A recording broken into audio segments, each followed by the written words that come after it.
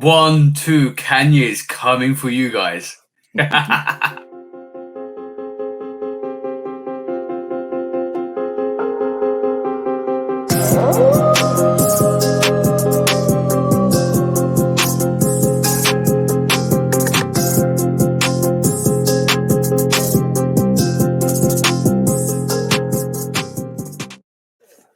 Yo!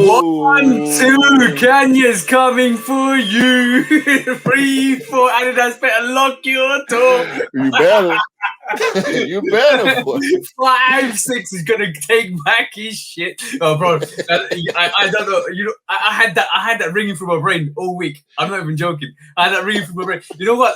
Like Kanye is like the Freddy Krueger of the sneaker game and the music game, bro. Yo, hey, if you can't, I don't think you can come up with a better analogy, bro. A better character to throw on Kanye, bro. He Freddy right now. He hunting these folks in their dreams, bro. Like this He's dude slashing. Yeah, bro. First of all, this is the Shoe Dog Podcast, episode 34. Listen, man. We went in raw, no lube, bro. Literally just went in straight. Bro, listen, I've been waiting. I've been waiting to record since yesterday, bro. Like I say this from time to time. I wanted to hit you up last night and be like, "Hey, what you doing? You want to record right now?" Bro, it ain't even over. It is not even over. Like if you think about it, like we'll go into that. We go into that, but basically, I want to say, what a weekend, bro.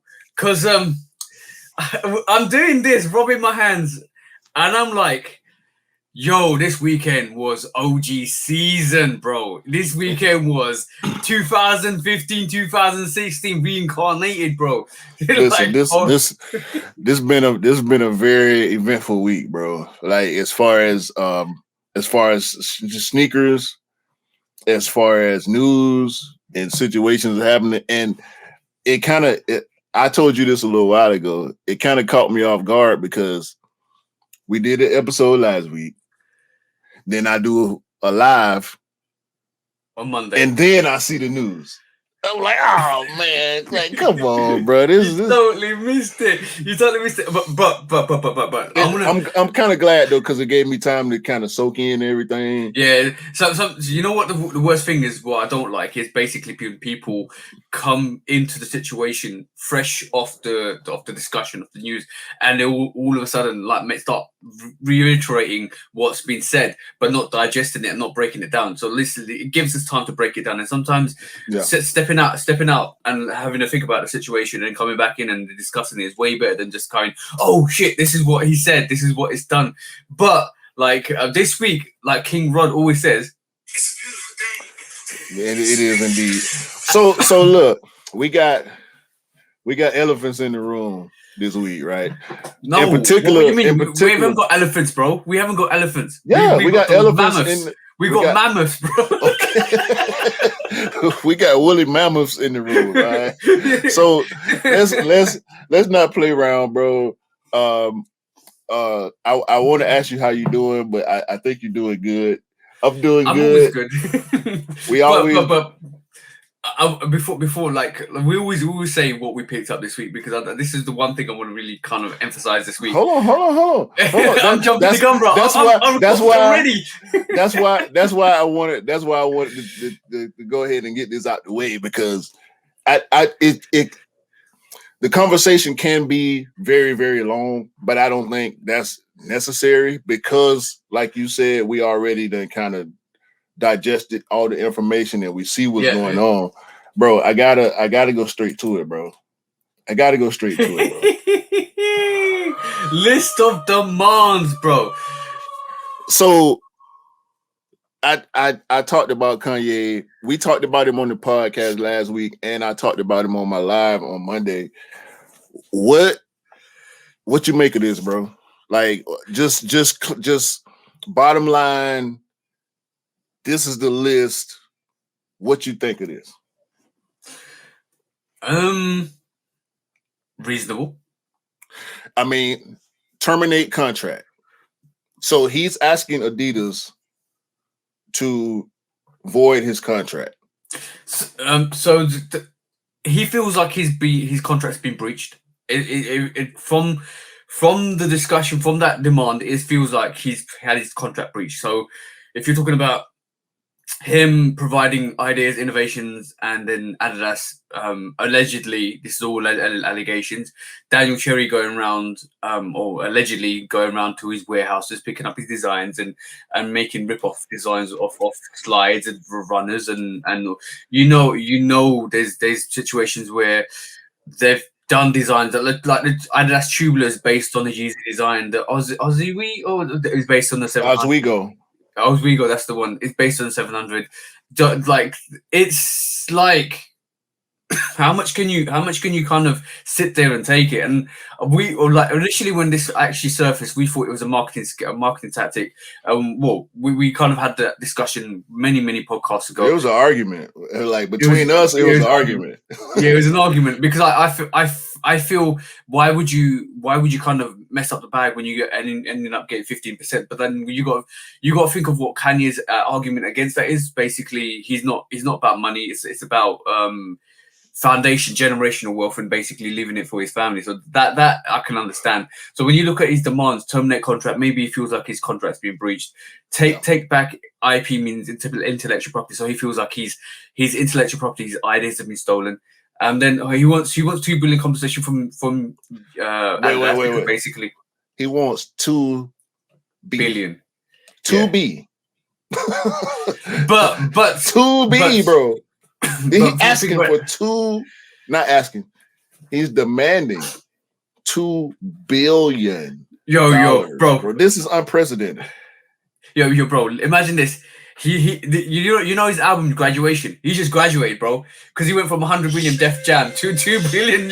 Bro, that's exactly where I was about to go, because he's known for making demands. Sometimes they met, sometimes they not. The last time his demands were met, he got 100 tickets. Yeah. This time he wants what that would be the equivalent of 200,000 tickets. Yeah. 200,000 lifetime tickets is what Kanye want from Adidas, bro. I don't know if they even got that. So my question to you then is, if cool, Adidas basically wanted to buy out Kanye for $1 billion for his Yeezy brand, for taking the name Yeezy, right? He said, "Why would I when I'm making you 500 million, or I'm going to profit 500 million in 1 year?" So the question is, why would you sell your brand for $1 billion? You're undercutting yourself for number one. So in retrospect, 60 to 70% of sales from Adidas are from Yeezy sales, right? So respect to that, respect to the fact that Kanye's going to earn $500 million in 1 year. Why are you trying to buy out? In 4 years, if they do this, in 4 years, they will have made the money back if they can continue the momentum without him, which is questionable, because when they won't be able to sell. They won't be able to sell. Like, the thing is, if they gave Kanye $1 billion and they use that momentum to sell like Yeezys, like, bro, like, they will oversaturate that, like NMDs. That won't last more than a year or two. So I don't feel whatever Adidas is doing, and this is one of his arguments as well. Like from what he's saying, he said he didn't agree with Yeezy there. He didn't agree with re-retroing his models. In that retrospect, I think what Adidas is doing with the Yeezy brand is what they did with NMD. And if they're not getting his agreement to do it, to release models, then obviously he feels some sort of way. They don't become exclusive. You're downgrading the brand, Yeezy brand. And I do feel he feels a certain way about it, because basically, if you go down that line, will Yeezys be relevant if they gave the same treatment? Okay, are Yeezys as relevant as they were 2 years ago? No. I would say I think there was more popularity in Yeezys 2-3 years ago than there is now, because basically, number one, you can't sit here, but everybody gets what they get, which is great because basically everybody's getting zeros, everybody's getting wave runners and stuff like that. Everybody's got not everybody. Total Doves came out. Pirate Blacks are coming out next year, or depending on whether Yeezy wants it or not. So from that retrospect, they are relevant, but are they as popular as they were 2-3 years ago? No. Like, so you think there's less hype on Yeezys? No. Yeah, of course there is. There's a semi decline, and I'm seeing this from my own perspective. There's a semi decline on Yeezys, bro. Like they're not. 2-3 years ago, Yeezy was competing with Jordan. Right this moment in time, I know Jordan's doing special bits, collaborations, all of that stuff. Right this moment in time, everybody's not looking for Yeezys, bro. There is definitely a minute. It might be minute. It might be slight, but it's definitely a small decline in Yeezy. Like if you think about, they've released the Yeezy. How many times have they released the Zebras? How many times have they released the Wave Runner? 3 or 4 times. More than that. 5-6 times, bro. Since the first initial restock. The restock with the Wave Runners 3-4 times. So the exclusivity of owning a wave, people are touching Wave Runners and Zebras, and they're like, okay, I got one, bro. It's not as special as it was 2-3 years ago. I can tell you this now, 100%. I can understand that because of the fad of it and the newness of it kind of dying off, but I feel like it's comparable to Jordan.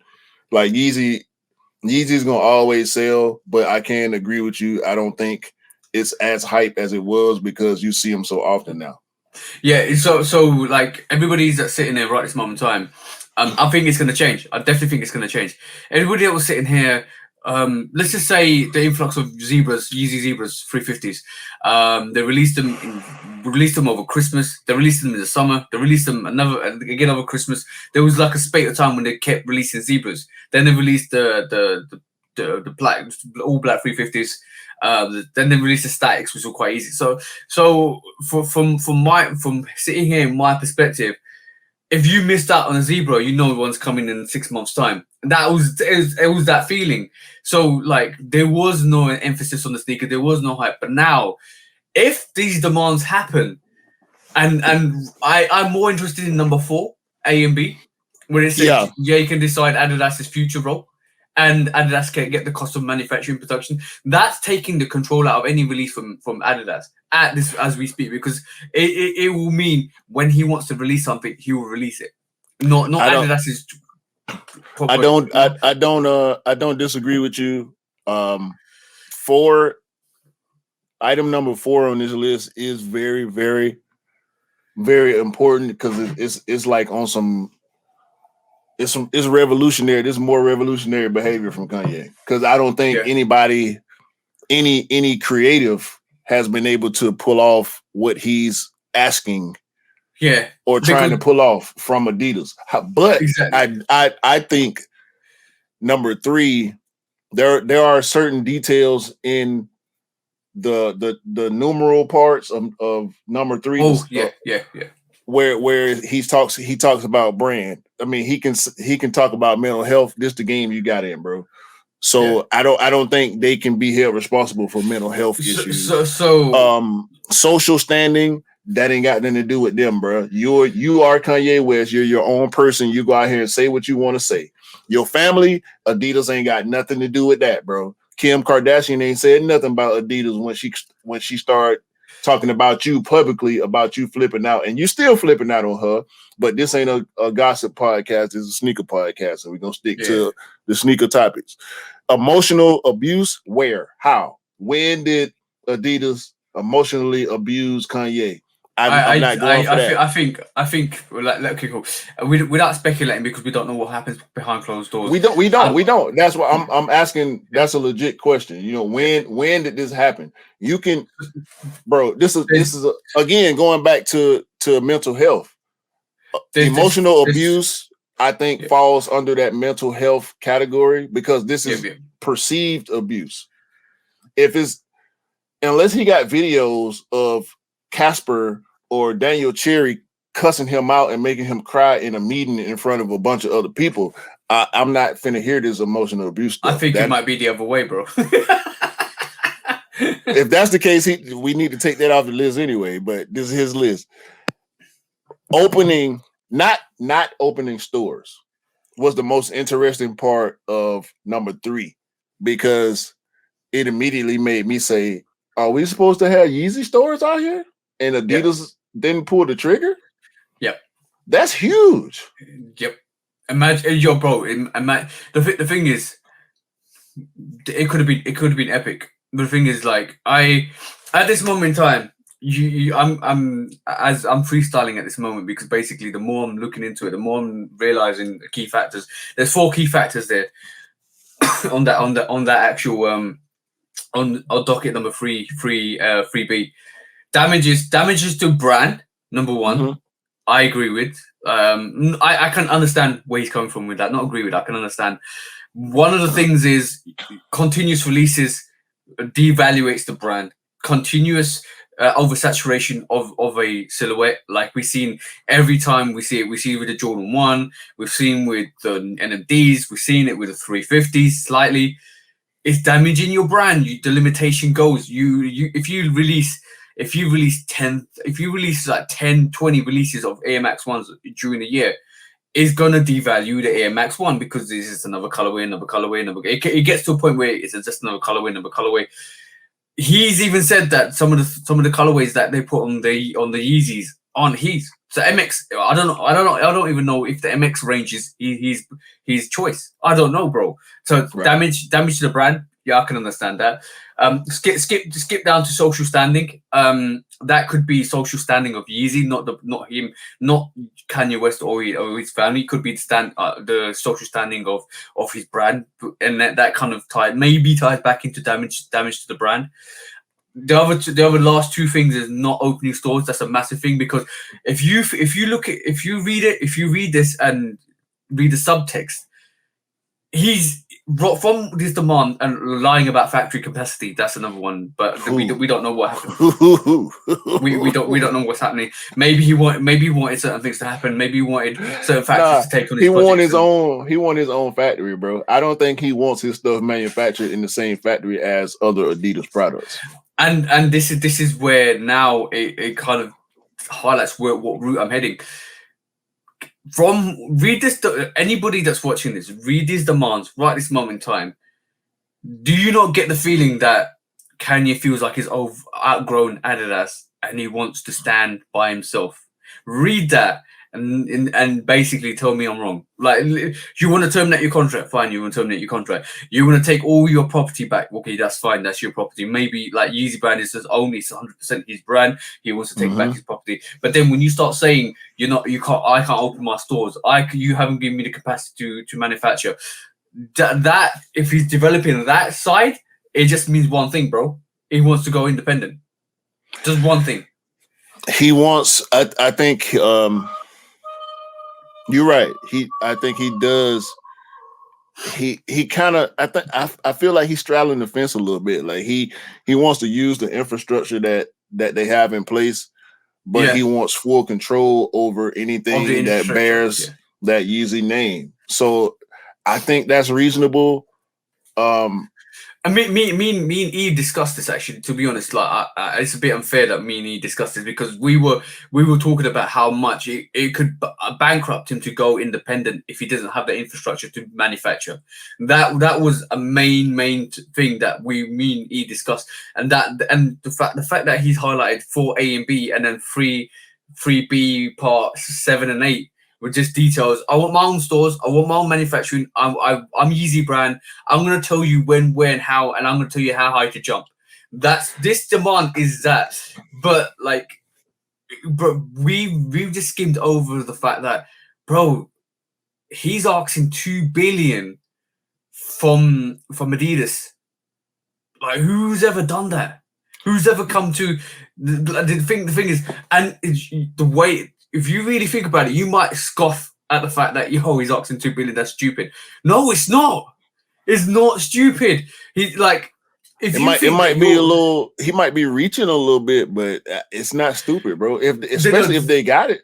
three key factors, not three key factors. Adidas has already asked him to give 1 billion for his Yeezy brand name. He said no. Right? He's making $500,000 in a year off Yeezy sales. Why would he sell it for 1 bill? And then on top of that, he makes up over 50 to 60% percentage of Adidas' sales. So how is that unreasonable? Tell me how that is unreasonable. So if this is true, and I just did a quick Google, I don't want to do no deep dive. Y'all financial people, if y'all want to go into it, 28.54 billion is the supposed net worth of Adidas as of 2 days ago. Right? So if the company alone minus any potential. I already worked out the percentage. That's 7% of Adidas' company. So if he's saying that, bro, like, and we know what he said in 2020. He wants to be part of the Adidas board. That's if he's saying 2 billion, or give me a percentage, 5 to 10% of the board, bro. He might actually be a part owner of Adidas soon. Hey, 28. I mean, two ain't nothing off of 28. Yo, no, but if your net worth is 28 bill, that and you're gonna give Kanye 2 bill, that's 7% of your of your net worth. And if that's 7%, if they said to Kanye, we'll give you 5% of the company. Yeah, that's a good compromise. That's a good compromise, bro. I mean, he's angling. He's angling, bro. But like you probably will find that they'll come to agreement. But what's really interesting is RIP to Queen Elizabeth that passed away this week. But off the back of that, Kanye resolved his issues with Daniel Cherry. Did he? Yeah. Well, I don't know if that's a good thing or a bad thing for his movement. I don't know. I don't know what's happening. Maybe they've come to a secret agreement that we don't know about at the moment, and it will get highlighted this week coming. But so things have changed. He's removed all his posts on Instagram. He's only got a post of a picture of a lady, all black, silver black picture with a lady wearing glasses. And that as we speak, that's Kanye's Instagram. He's removed all of his information. So at this moment in time, we don't know what's happening. Maybe he's come to an agreement with Adidas. Maybe this stuff has gone on. Maybe but he ain't come to no agreement. They folded. Yeah, Adidas folded. We're gonna find out. We're gonna find out. And if you guys don't believe me, I'm gonna show you guys, because basically, evidence is in what we see and what's left there. So I'm gonna basically put Mr. West's posts up. And I'm going to just show you guys what his Instagram looks like. And if you guys are listening to this, you need to go and obviously go and check out our YouTube. But that's it, bro. That's it. Mr. Kanye West has only got one picture of this like silvered picture of this lady with glasses on, silvered out. Reels just generally all of the stuff that was happening last week in terms of him going after Adidas, him still going after Gap. We haven't even mentioned that, bro, because that still is a relevant thing, because he's going to go after Gap. Up in there. Gap ain't got that much. Listen, Gap. I'm sorry to cut you off. Gap. I feel like either Gap does what he wants or they cut ties. Because Gap isn't tied to the culture enough, I think, to gain much support. Like people support comes in many different ways for Adidas. I think as far as the sneaker culture is concerned, I think most people are going to be on Kanye's side. But outside of the sneaker culture, people love Adidas. They got all they football ties and basketball college ties, high school ties and all this type of stuff. They do a lot. They do a lot in the community. So outside of the sneaker community, Adidas is gonna be cool. Inside the sneaker community, not so much. We all pretty much on Kanye's side. If I'm on Kanye's side, and you're a Nike representative, bro. Side, bro. and you're a Nike representative. You know what? The best thing was Diddy and Swiss Beats coming out and saying, "Yo, we support you. Don't buy Adidas," because basically, they feel a certain way, and you know, hip hop game's always been ruthless like that, because basically you've had artists that come up, their intellectual property's been stolen by brands like obviously we're not going to mention the brands, but like recording studios and big recording studios have kind of really churned out artists and spat them out. So in respect to that, I think they've got Kanye's ban, and I think a lot of people have got his best intentions in mind, because basically they feel a certain way. They feel like this is another big company trying to rip off a artist, and he breaking ground, bro. He doing exactly, like you said, 2 billion, bro. Ain't nobody, I can't remember it. Not anybody where it's been publicized. Not people that are famous. Ain't nobody asked for 2 billion, bro. Yeah, exactly. Also, what was quite interesting as well is the fact that this, like, he's doing it. He's revolutionizing the table. He's changing the idealistics of how we approach brands and how we do negotiate with brands, because basically he's me and Scott talked. Scott's mentioned he was nothing without Nike. He was nothing without Adidas. Nah, he was. He was. But like he wasn't in the fashion industry, but he was in music, and he brought that conversion from music to fashion quite well with Nike. And then when he moved on from Nike, and he went to Adidas, he kind of, his Yeezy brand became more reputable with Adidas. So basically, you're like, yo, this is my brand now. I'm taking control. And it's a great thing to see as well. Like now, because with Nike, it wasn't a brand; it was a collab. Exactly, but there's two. He wanted that. Kanye wanted that. Him being the company, he's like Yeezy brand. It's really interesting. Yeezy brand was a collaboration brand, like Fear of God.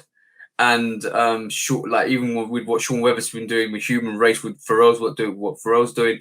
But what's really interesting is he's taking his brand and he's turning it into a union. He's turning it into a fragment. He's done it the other way. He's not worked from ground up, from having stores and getting a reputation that way. He's taking his music reputation and his design philosophy and he's turning it and flipping it, which is really interesting because he's done it that way, but he's making success of it. So when it came from music, everybody knew Kanye West. Then they knew Yeezy from the Yeezy collaborations with Nike. Then when he went from Nike and he went from Adidas, he ground the groundwork to create the Yeezy brand to what it is now.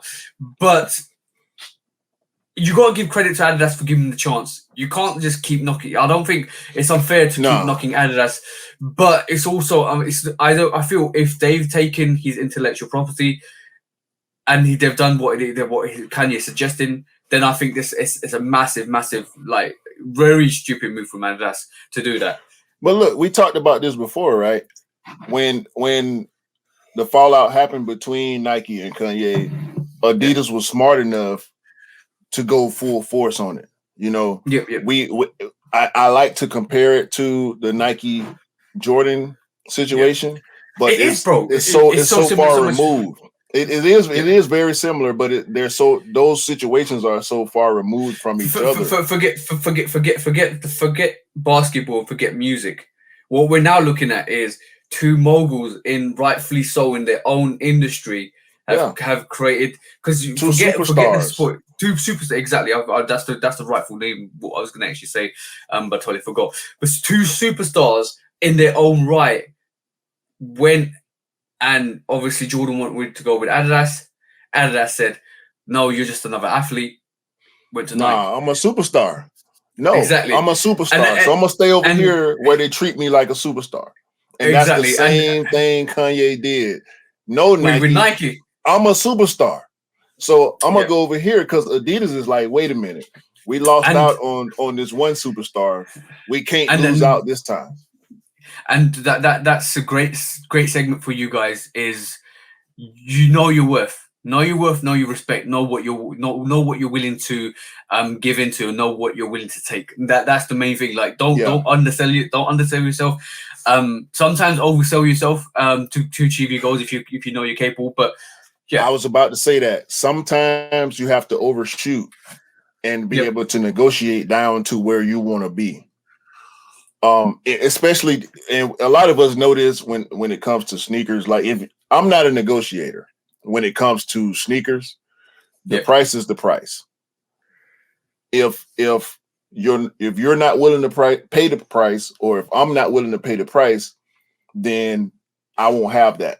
But when we're talking about big business, and when we're talking about intellectual property and growth potential and all that kind of trying to value future revenue is a totally different thing.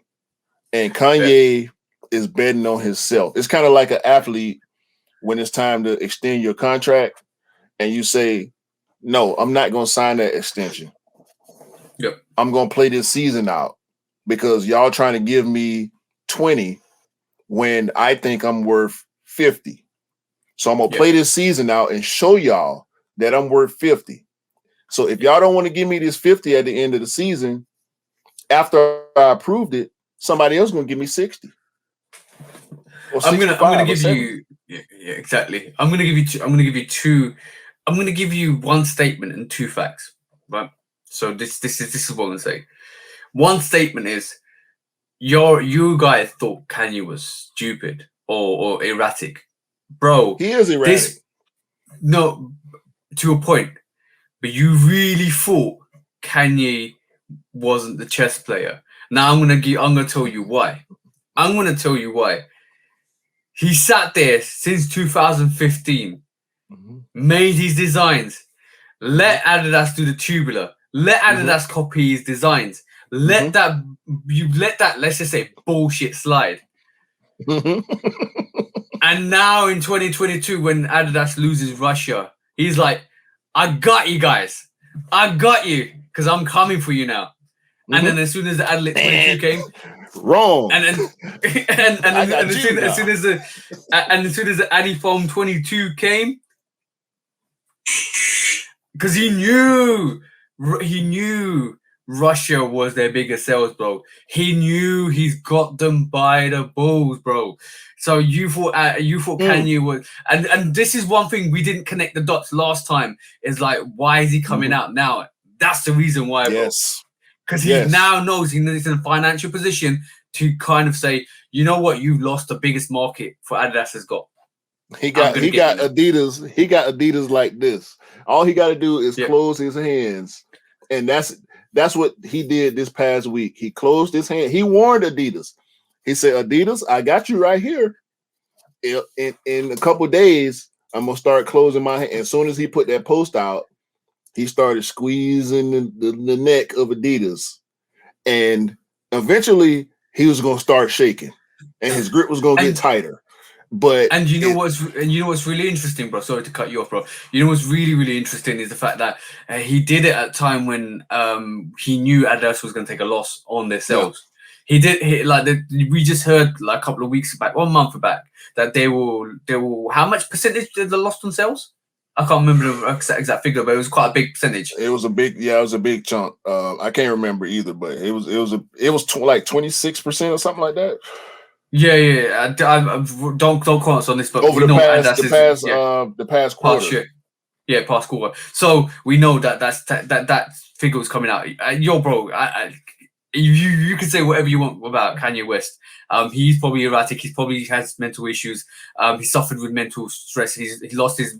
Ever since he lost his mum, I think it's been more and more obvious because I think that his mum was his grounding. Yeah, she was his leash. Yeah, and I think that ever since then we've seen that erratic side to Kanye. We've seen since then all the fact with Taylor Swift, for him coming out with Jay-Z and saying he won't listen to nobody. He listened to Donda. Yeah, and once she was gone, that was it, bro. I'm sorry, Nike. I'm sorry, Phil. I'm sorry, Tinker. The world needs Yeezy stores. Yeah, of course they do. There should be a Yeezy store in LA, in Hollywood. There should be a Yeezy store in Paris. There should be a Yeezy store in Miami. There should be a Yeezy store in New York. There should be a Yeezy store in London. You get what I'm saying? There should be a Yeezy store in Dubai. Prominent places. Wherever there's a Nike store or a Jordan store, Chicago should have the biggest and best Yeezy store in the world. The number one. I got a question. I'm sorry, bro. I'm sorry. I got a question because I'm on the Kanye train right now. Let me just ride the Kanye train right now. I'm gonna say one thing. Go on. Does confirm app do in store? Have you ever went to an Adidas store to pick up or buy a Yeezy product? They used to have reservations. Yeah. They used to. Then I think. Was it the pandemic? The pandemic stopped that, and I think they haven't really reinitiated that, but hopefully eventually they will. But yeah, I know what you're getting at. But right this moment in time, bro, your insides, and I know you're a Nike guy, your insides are like, yo, Q, what the hell are you doing? Bro, I'm wearing a Jordan shirt.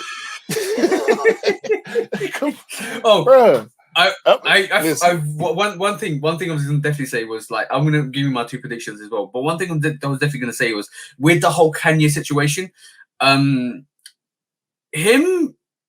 having a problem with not being able to do collaboration. We always say, why is Yeezy never done a collaboration? Well, why has if like I feel like fashion.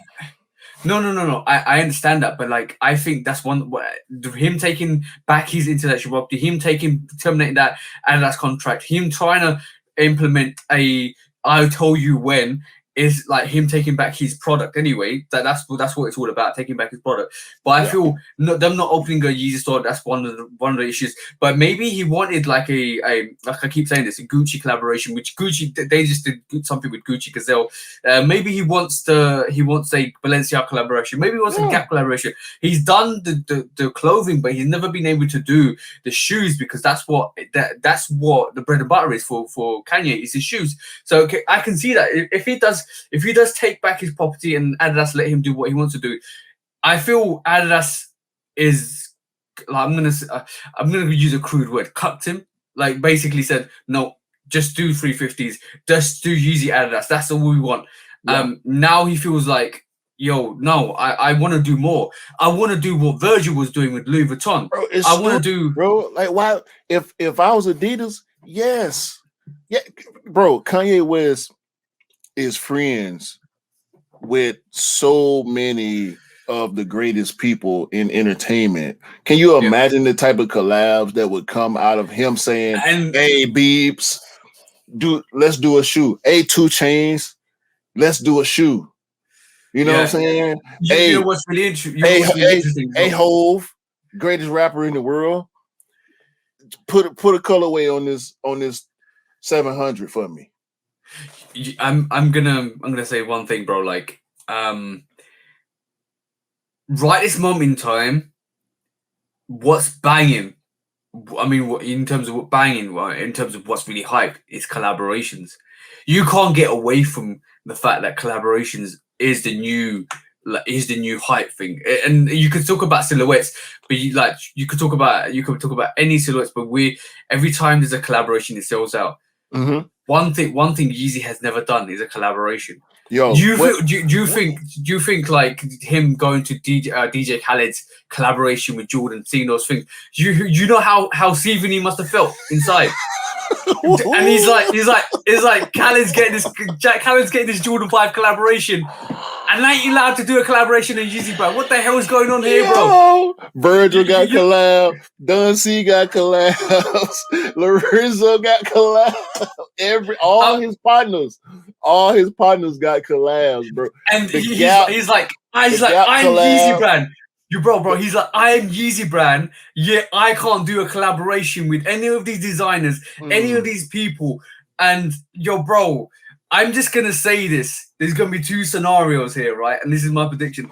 If he leaves Yeezy brand, he's gonna try and set up an infrastructure to actually release his tech. He's gonna redesign some of these models. He's gonna have, instead of Boost, he's gonna have something else to give that comfort level. He will reinvent, like he did from Nike Yeezys to Adidas Yeezys. He will invent his own intellect. It might take a couple of years, but he'll be back, right? And he'll be back stronger than ever. But if he stays with Adidas and they terminate his contract, but he kind of gets that. Bro, if he leaves Adidas, all of the Yeezys that we saw, they shoot up in price.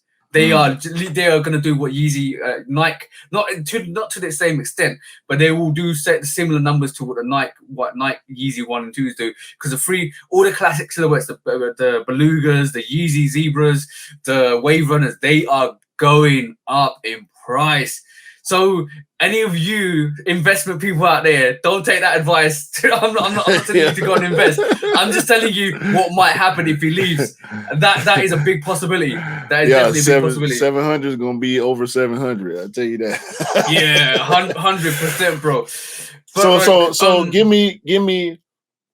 Let's get off Yeezy, bro, because we 40 minutes in. We can go on this for another hour. Give me that Mythbusters theme, please. Give me that Mythbusters theme, because I'm about to set the record straight. For those that do not pay attention, this is setting the record straight right here on this week's release. I know you got them.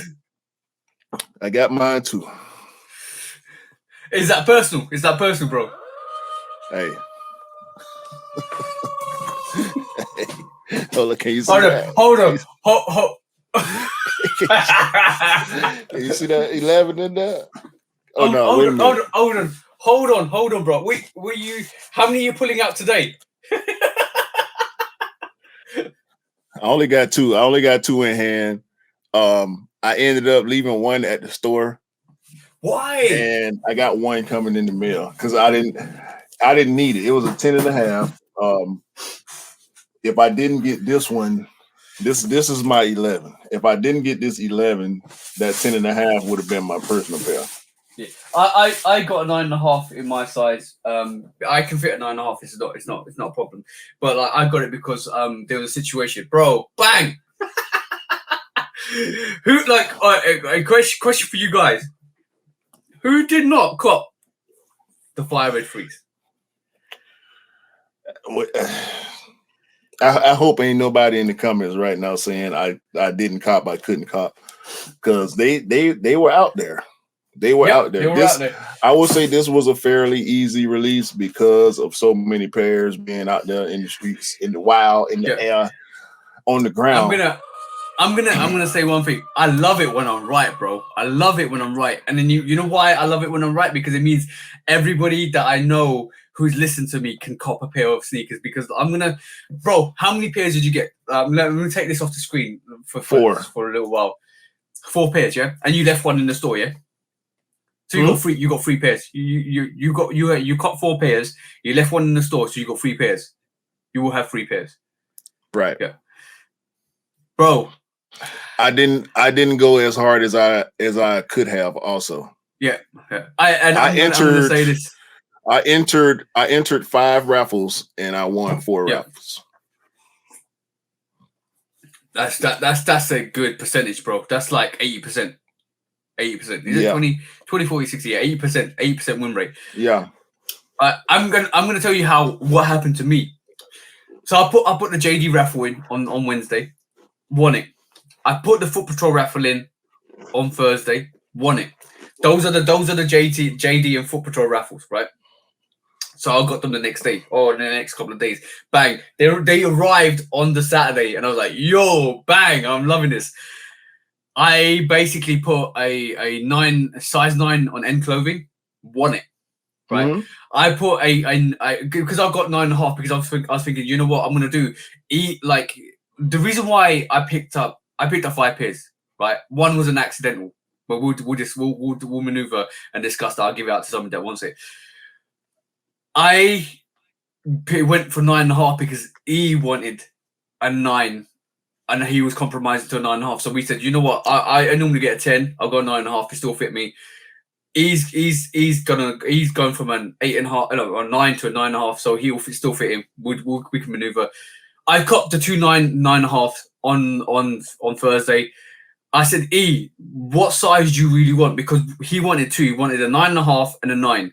So I copped my personal pair, and I copped a 9.5 for the guys that actually, for one of his friends in East Africa who actually wants it as well. So now I've got his friend's pair and my pair, personal pair, done. I go, what size do you need? Really, realistically, because I've got mine. I don't need another double up. He goes, all right, cool. I want a 9. So I changed all the raffles for End Clothing to 9. One, I copped the End Clothing raffle at 9:30 after the sneaker app dropped, and that's the additional pair I didn't realize was going to happen. Then on the sneakers on Saturday morning, Dell messaged me. He was like, "Yo, bro, I need help with these fire red 3s."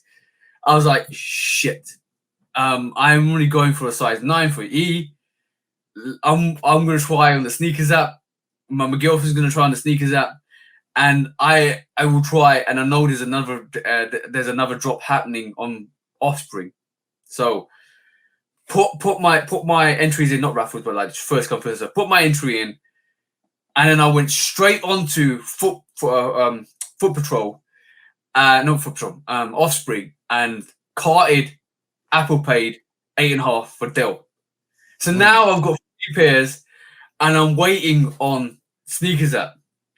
Sneakers app happens, get it, bang, 4 pairs, and then 9:30 End Club is like, "Hey, here you go, here's another 9, 5 pairs, 5 pairs."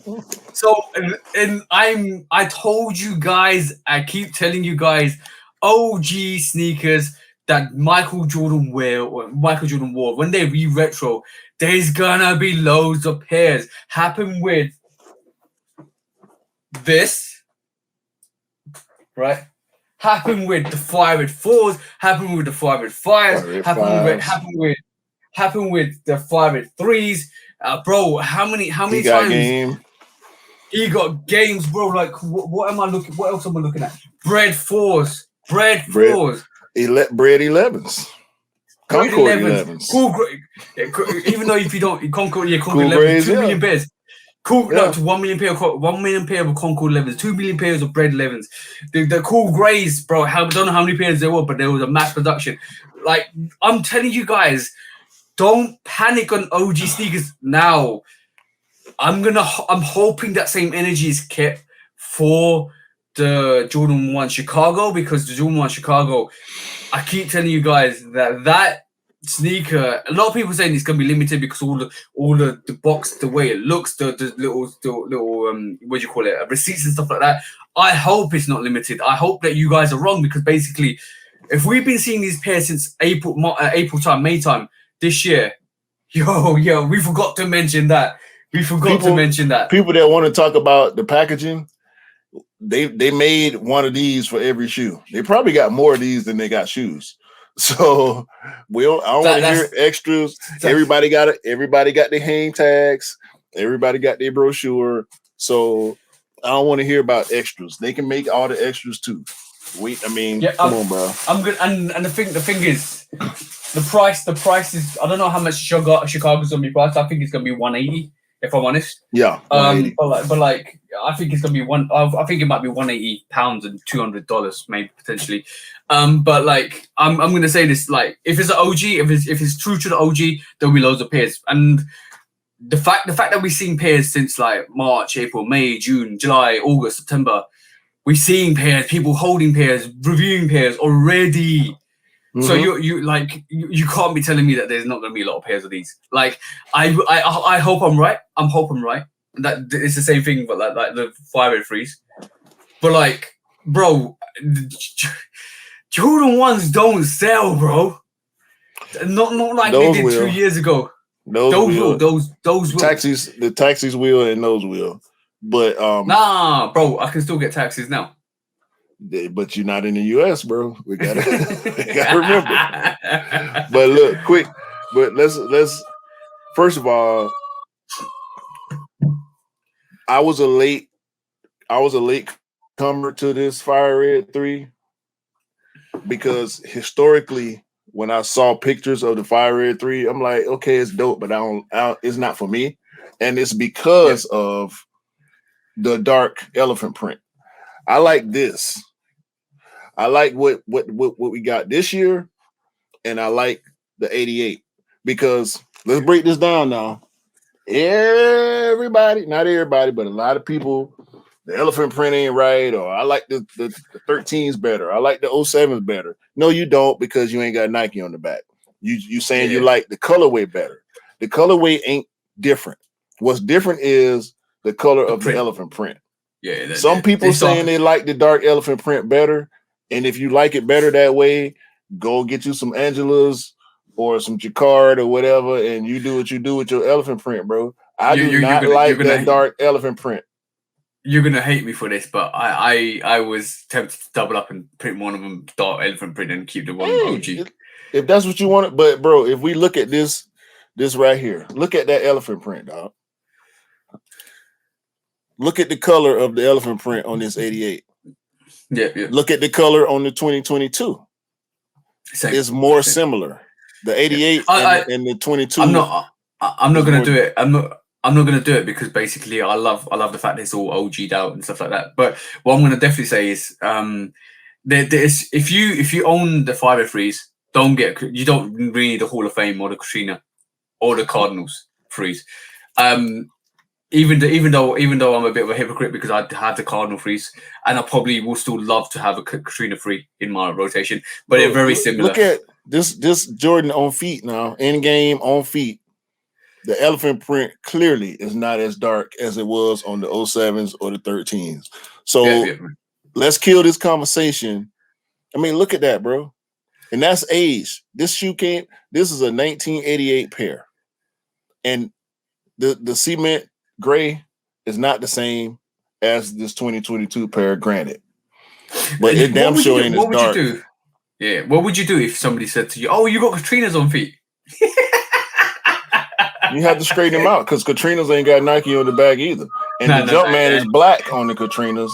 Also, on the Katrinas, there's no gray on the I Stay. It's white. Matter of fact, they show Katrinas on this very post. I don't know why, but if you look at this Katrina versus the Fire Red 3, there are a bunch of differences. Yeah, you can also definitely see. You know what? You can also definitely see the fact that the elephant print is a bit more spacious on the Katrinas than it is. It's more tighter weaving on the 503s, and you know what? I love the fact the cut is so good on this. The cut is better. The shape is better. Also, the red on the midsole doesn't come all the way to the 4-foot like the Fire Reds. If you look at the Cardinals, and the 503s, the tongue on the Katrinas is wrong too. Yeah. But if you look at the 503s, and Cardinals and Katrinas, if you make a comparison between all three of them, one of them, half of the sneaker does what the 503 does, half the sneaker does what the 503 does. If you put the Katrinas and the Cardinals together, cut it in half and put it together, it almost is the 503, but the 503 is an OG. Like it came way before any of these other sneakers came. So like in respect to that, you always want to pick up the OG rather than any other variation of it, because 503s, as soon as I got that, I was sniffing the hell out of that. That sneaker is so good, bro. And I got here 11 and a 13. Now the 13, the quality on this 13 is a little better than the quality on I know it's that. My 11. However, I got to get on Nike a little bit. It's not this shoe. It's actually the right shoe where I got some orange peel, a little bit of orange peel going on certain spots, and some brush strokes, but not horrible. Not horrible at all. The tumble is different on both shoes, a little different. But I'm gonna do the same thing. I'm gonna show you a screen first, because basically that's show it again, bro. Show it again. So this is the 11, left and right. and the tumble is a little different, but still good materials on both shoes. And the same thing on this size 13. Shout out to Hefe. Hefe will get his pair tomorrow morning because he been on me for months. He been on me for about 4 months, bro, about these, bro. Ever since he saw them, knew what they was coming back. But look, you can really see the difference in the tumble on this 13. Like it's not too bad. It's not too bad. The tumble on this shoe, on this right shoe, is a little tighter than the tumble on this left shoe. But the materials on this size 13 is better than my 11. I don't like that. I'm gonna showcase. I'm gonna just showcase mine. So basically, this is it's one of the size 9.5s, right? And you can see a total difference between the tumbles. Look at that. Yeah, can you see that? Yeah, one of them look a little flatter. This is flatter, and this is more tumbled. Yeah. So there is obvious differences between the sneakers. Obviously, I'm going to keep the better pair for myself, because when you hustle hard like that, you get the chance to keep the better pair. Hey man, it's buyer's choice. Yeah. But like, I was really happy to put these sneakers with. I was really happy the fact that there were so many releases, and everybody that reached out to me, and I'll put it on my post. Everybody that reached out to me, I said, "Yo, bro, like, I'll try and see what happens." And I tried, and basically that's what happened, bro. And it should. What I said on my Instagram was, it should always be like this. It should always have been like this. Like it should never be in a situation where sneakers were hard to get. And I said it like we talked about this, and I said it a couple of months back. This is when you're gonna find out who the real sneakerheads are. Because not naming names, not saying anything. I'm just gonna say, people out here complaining that they have too many sneakers. People out here complaining that they can't get the collaborations, the hype stuff, because they just want the hype stuff. People out here complaining that everything's sitting. Why are you complaining? No, I've got a question. Why are you complaining that your Jordan 5 is sitting, your Green Bean is sitting, resellers. Your Georgetown, because your Georgetown 6 is still sitting or sat for a little while, or your Stealth 1s is still sitting, or your Dark Elephant or Desert Elephant 3s are still sitting. Why are you complaining when the sneakers are still there for you to pick up? Because if you really love sneakers, if you really love the design aesthetics, if you really love everything to do with the sneaker, you don't care if they sit or they sell out. You just want the sneakers that you want to wear. Exactly, bro. And doesn't it feel really good where you can actually go to a store, put it on feet, try it out, see if it fits you right, and then you pick up the sneaker you want. Bro, trying on shoes, I'm gonna be honest with you, I ain't tried on shoes in probably 6 years, 7 years, maybe. You bro, Citrus 7s sat right for a little while. When I went to pick up that size 13, there were Citrus 7s, there were Ginger 14s, and what was the other sneaker? There was another Dark Irish 3s, all sitting on the shelf. I'm gonna say one thing to you guys, right?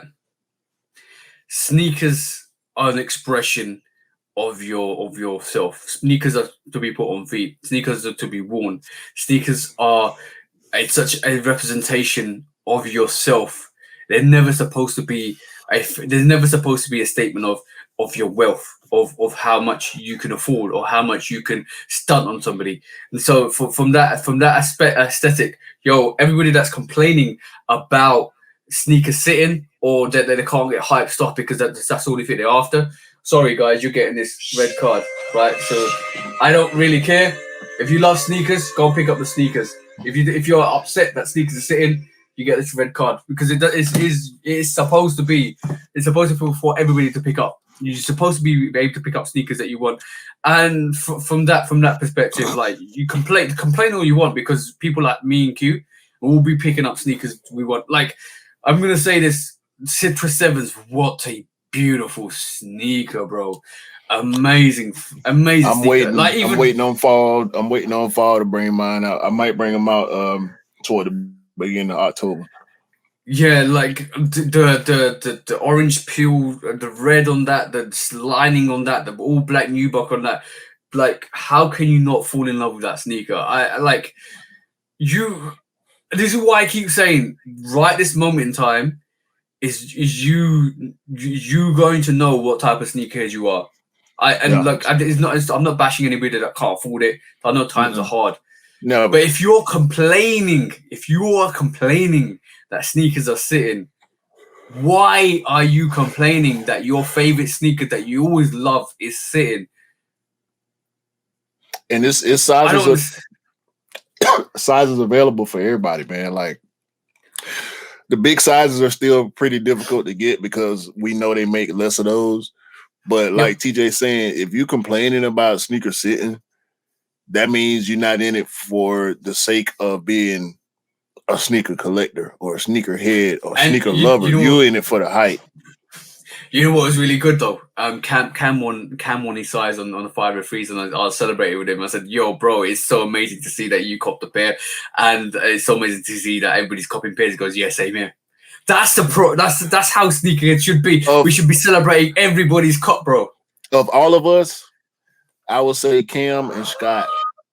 I would have been disappointed if those two guys in particular did not get this shoe. I would be going in right now trying to find pairs for the both of them because we know Scott loves threes and Cam also loves threes, but it's the historical aspect for Cam. Also Scott, but I think it's kind of a flip. It's more about history for Cam and more about the three for Scott.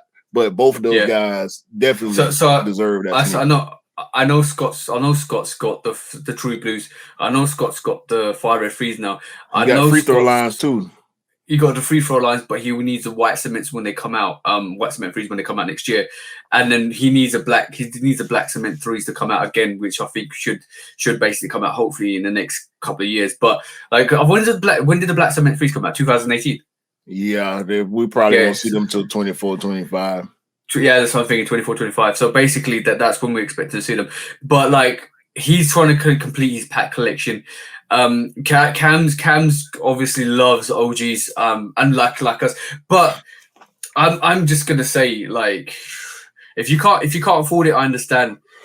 But don't be complaining that you can't get sneakers. Don't can't get sneakers. Don't be complaining you can't get hype sneakers. Don't be complaining that there's too many sneakers that it's oversaturated. Don't be complaining about anything. Just enjoy that this is back. You know what really funny is? The people that are actually complaining weren't here when 2014 or 15 or 16 when sneakers were actually doing the same thing. They weren't here. Well, the thing is, with that, because I started not too long. I started in 2018. Nobody in the world saw the pandemic coming. And when the pandemic came, it gave me a different appreciation. And I kind of went crazy. Because I was picking up knowledge and learning the tools on how to pick up stuff. So during the pandemic, I can understand the increased level of hype. Yeah, because I felt that myself, and it's starting to wane a little bit now. So I'm becoming a different type of sneakerhead to the point where yesterday, when I caught this Fire Red 3, one of the first thoughts that came to my mind after was, I think I'm finna OG out the year. I purposely did not go for the Georgetown 6, which I know you have in hand, which we need to check out. I purposely, and this is big. This is big, bro. This is big. I purposely did not go for that Georgetown 6 and said, no, I'm going to choose the Fire Red 3 over the Georgetown 6. Oh, it's a good, bro. I would, if I was in this. No, I know how dope that shoe is, bro. Like, you can't deny that sneaker, bro. And I want it. Don't get me wrong. Did you see my picture there on Instagram the other day? I ain't studying you, man. Because I used to. I kind of I had a Marcel moment. Like, hold Well, you can't I had a slightly. Marcel What was moment, that? bro. I'm trying to stay away. I'm trying to stay away from them sixes, bro, because you're a bad influence when it comes to that, dog. Like I can't. I'm not Every a bad time I see that influence, shoe, every time I see that shoe, I steer away from it because I'm like, nah. I love that shoe, bro. Don't get me wrong. I love that shoe. Let me just. I'm finna OG out the year. I'm finna OG out the year. I'm going twos. If we're supposed to get Cardinals, I'm going Cardinals. Cardinals, and I'm going Lost and Found Chicago ones. All right, I just want to show you this picture. Yo, that's a beautiful picture, by the way. Oh, yeah, thank you. Like, I'm used to take loads of really good pictures. I used to like you can frame that, dog. Yeah. I used to take loads of good pictures, but like, ever since I got flooded last last year, I basically had to dust off my camera to kind of start going back into pictures. So I'll be taking more pictures, but as you can see, there's like 11 or 12 sixes all in a row there. Like, I just had to kind of take some sixes out and just put them on the couch and take a picture. But I'm actually proud of that picture, to be honest. I'm really proud of the picture, the way it came out. But like, that's a really, really dope picture. I might need a copy of that. Oh, you can have it. You can definitely have it, bro. But like, bro, I'm gonna say, I know you don't want to look at this sneaker, but I'm gonna say what J. Cole says is why have one when you can have both? Midnight Navy Sixes and Georgetown Sixes. Yo, the Midnight Navy Sixes are dope. I know this is really close to the Midnight Navy Sixes, but like this gray nubuck on the upper is fire. I'll trade it. I'll trade that right now. And I know that's yeah, I know that's unlikely. Because the Midnight Navy 6 didn't hit like that Georgetown did. And the downward spiral in the sneaker game that we saw over the past couple months, it seemed like it's skipping certain shoes, and it kind of skipped that 6. The 6 is kind of in between, like it didn't sit, it didn't completely sell out, but it's definitely a dope shoe, bro. Like if I had to choose between my Midnight Navy 6 and that Georgetown 6, I'm picking the Georgetown. Yeah. And the leather, the quality on that Midnight Navy, bro, we know like the quality on that is at least 8 out of 10. Yeah, at least 8 out of 10. That's on the low end. 7 on the low end. Yeah, bro. And it's tough. Like judging quality nowadays is tough. That's why I say 7 on the low end. Yeah, it's both of those sneakers are amazing. Both of those sneakers sat both, and this is why we can have this discussion independently. Like I just feel like sneakers are great, and this is the greatest time to. I have a true affinity to sneakers. Like for some reason, when I put a great sneaker on, it gives me an extra bounce on my step. It gives me an extra. Yeah, like, it was almost like, yo, I'm wearing my cloak. I'm like a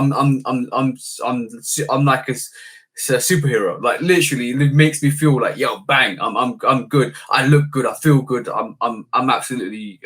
I have this self confidence. Not egotistically, not arrogance, but confidence, because I've got such a nice fit together, and I look good. And it starts with a sneaker upwards and stuff like that, like with most people. But I have such an affinity with sneakers.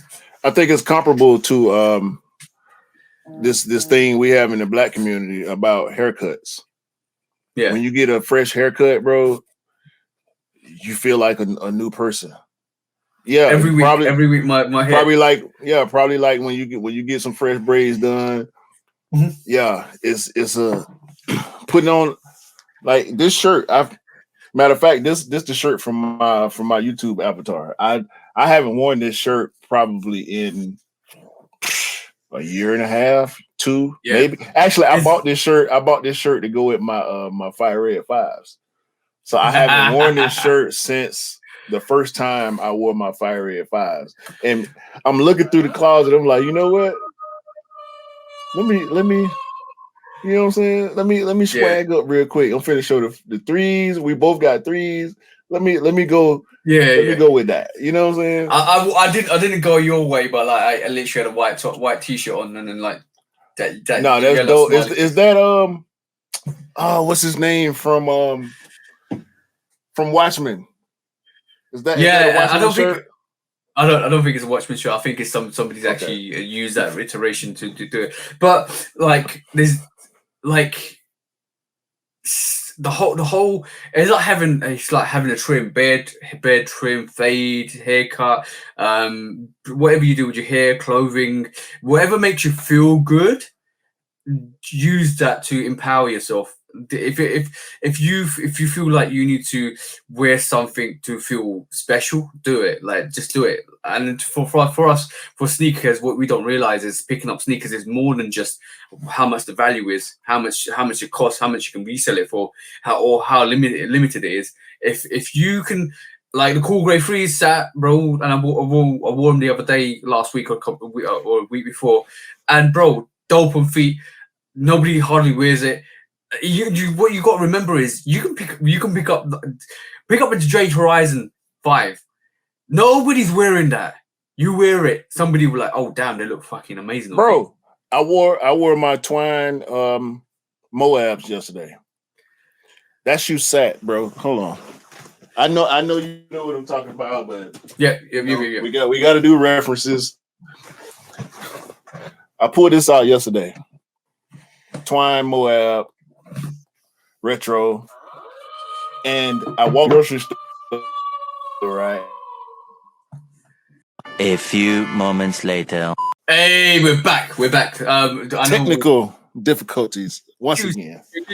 Yeah, we got some technical issues. You know what? Like, it's gonna happen from time to time, but we're always back. So tell us your Moab story, because basically, what happened? So I walk in the grocery store with these on. After picking up the threes, I was out picking up the threes. I said, let me throw on something comfortable. It's muggy outside, cloudy, rainy, all that. So I said, I'm going to throw the Moabs on. Walk in the store, and this guy that works at the store is bringing back one of the handicap buggies. Yep. And so he rolling the buggy in as I'm walking in. And he say, hey, bro. At the same time, I was putting in one of my earbuds because I need to call my wife to see if I had the list correct of everything I need to get from the store. And the guy, hey. I look back. Yeah, you, hey. He said, hey, old school.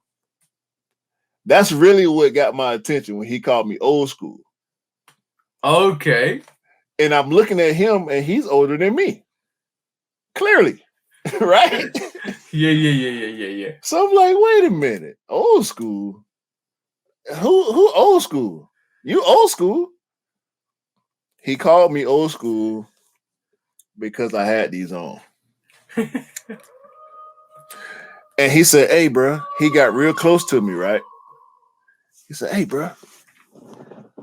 Where you get them Iraqis from?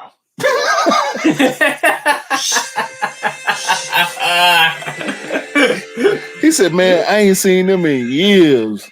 Sheesh. I remember them, and I'm telling them like, yeah, they came out last year, this and that. You might not be able to find them. And I wanted to give him the whole spiel about, copying online and going overseas and all this kind of stuff. I don't think he was ready for the conversation. Yeah. Because he didn't know. He already didn't know. So I just told him, there's 140. Just look them up. You might be able to find them. It's like 4 or 5 different colorways. You might be able to find them. If you find them in your size, they'll probably be on sale because they came out so long ago. So shout out to him, man. Hopefully he'll be able to find his pair of Moabs, which he referred to as Hirachis because they are Hirachis. He is very correct. Yeah. Because back in the day, we didn't necessarily know the names of shoes. A Hirachi was a Hirachi was a Hirachi. Yo, you're sounding like Drake. Hirachi. It's not a Jumpman, Hirachi. But you know what is really interesting? I think we willed it into existence for Benzino because Benzino's getting his Hirachi highs. They're really starting to release Hirachi highs in 2023, which we're going to see. Hopefully, we'll probably see them next year. I think they're going to come out next year. But it's quite going to be interesting because he messaged me straight after the podcast last week, and he was like, "Somebody is listening to us." I said, "Yeah, probably Nike's watching our videos." Hey, man. Hey, the gang support the gang, man. You know, it's a beautiful thing to see because basically, bro, I love this phase we're going through because it means like if you want the sneakers, you can be selective. If you want the sneaker you want, you can go and pick them up. And if you want sneakers, you can actually go to the retail store and pick them up. So, and you know what is really funny? The taxis were like for everybody in the UK and EU. The taxi ones were like a dream that happened a month ago. And you guys are going to get it in the next 14 days? 2 weeks. Yeah. 13 days. 13 days. Yeah, 13 days. Shit, like I'm telling you guys, hopefully they don't sell out, but hopefully you'll be able to cop the pair. And when I'm talking, bro, like the pairs are fantastic. Absolutely no, bro. Because like I say, I'm starting to change my thinking when it comes to sneakers. As of right now, it's Carmines over taxis, and they're rumored not Carmines. I'm sorry, Cardinals. Cardinals over taxis right now because the Cardinal is an OG. Yeah, and speaking of sevens, real quick before we go, I know what you're going to show, bro. I know what you're going to show. Yes, I do because I didn't cover it in the sneaker news because I wanted to talk about it in the podcast. But bro, show it, bring it. I know what it is. I knew it. I was going to mention this as well. What do you feel about that, bro? The Travis Scott Jordan 7, bro. I just want to see what he's going to do, bro. Obviously, I'm going to try for it. As long as I like it. I wonder if it's going to be green. Is it going to be brown? Is it going to be tan? It has to be one of those three colors, bro. Do you agree with me on that? Yeah. I agree with you on that. All the original colorways that first came out, always like brownie tan colorways. So from that perspective, I'm trying to zoom through some of these to show you guys the mock-up. Where is the mock-up? Because there is a mock-up. I ain't looked at no mock-ups on purpose. I'm gonna show you the mock-up because I feel me and Scott actually discussed this, and I'm gonna show you the mock-up because I don't feel like this should come out this way. I don't feel like it should come out. This is the mock-up that somebody's put together. What the hell? Do not put that reverse tick on that Jordan 7. Whatever you do, if they do that, I'm not buying the sneaker. It don't need a reverse stick. This is an Air Jordan 7, not a Nike Jordan 7. Right? This does not need a reverse swoosh on the bloody sneaker. Ain't no swooshes on the Jordan 7 outside of the insole. So if y'all want to flip the swoosh on the insole, do that, bro. Like come on, dog. That's not bad though. That's not bad though. I like the colorway. I like the colorway. It's gonna, if you guys seen the Pat 7, yeah, you know the Pat 7. We're talking about the icicle green and the brown. It's gonna look a bit like the brown Pat 7, but I think it's gonna have a bit more depth to it. I don't know whether he's gonna put pockets on it, zips on it. I don't know what he's going to do to that, so I'm intrigued to see what he's going to do to that sneaker. That mock-up is based on the 6, and the 6 ain't got the reverse swoosh, so that was a bad idea. I don't think they should put the pocket. If he put pockets on it, they shouldn't land in the same spot as the 6 because we know the 7 is a Hirachi. Yeah, and bro, I want to see that sycamore face on the back of that tab. That's the most important thing. The back tab. Ooh, and the tongue, the back tab, and the graphics on the tongue is going to tell the story of that Travis Scott. Now, imagine he put the British khaki soul print on that tongue. You know what I'm talking about, bro? No, I don't know what you're talking about actually because this. What the hell? Has that just inflated in price? This is Walmart, bro. Why is Walmart selling British khaki Travis Scotts for $700? Walmart said Or is we Walmart in finna get the some. retail game now? We finna get some of this.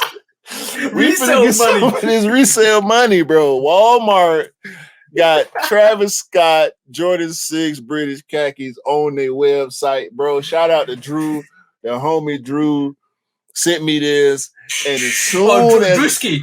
Where's Drewski? Drew, Yeah? no, not Drewski. My partner Drew. That guy Drew.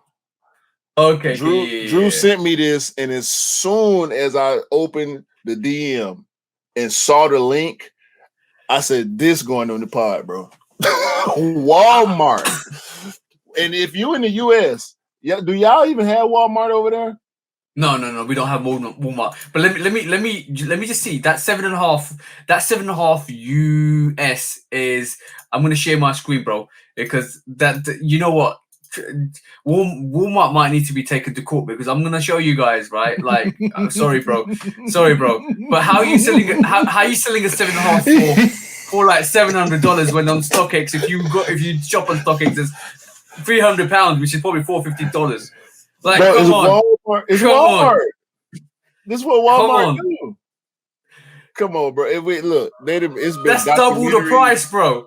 It's been documentaries and all type of controversy about Walmart. Listen, I've known people that have worked at Walmart. Walmart is one of the worst places to work ever. But bro, how are you selling? How are you selling at Walmart? How's Travis Scott Jordan 6s British khaki selling for $700 when you can get them from a reliable retailer or a reliable reseller? I mean, for half the price.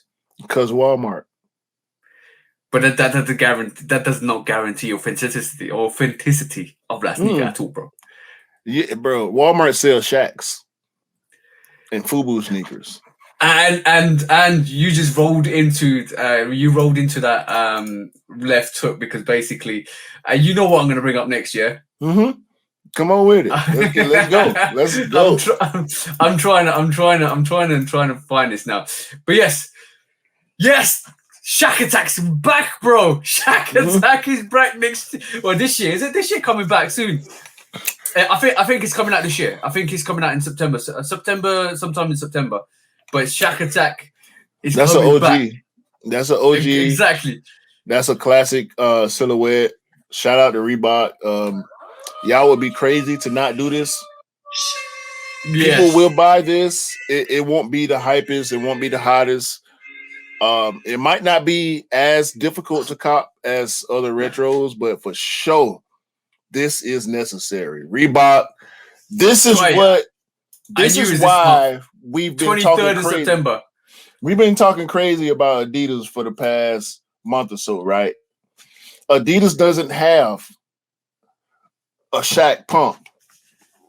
Reebok will do this, and Reebok will win.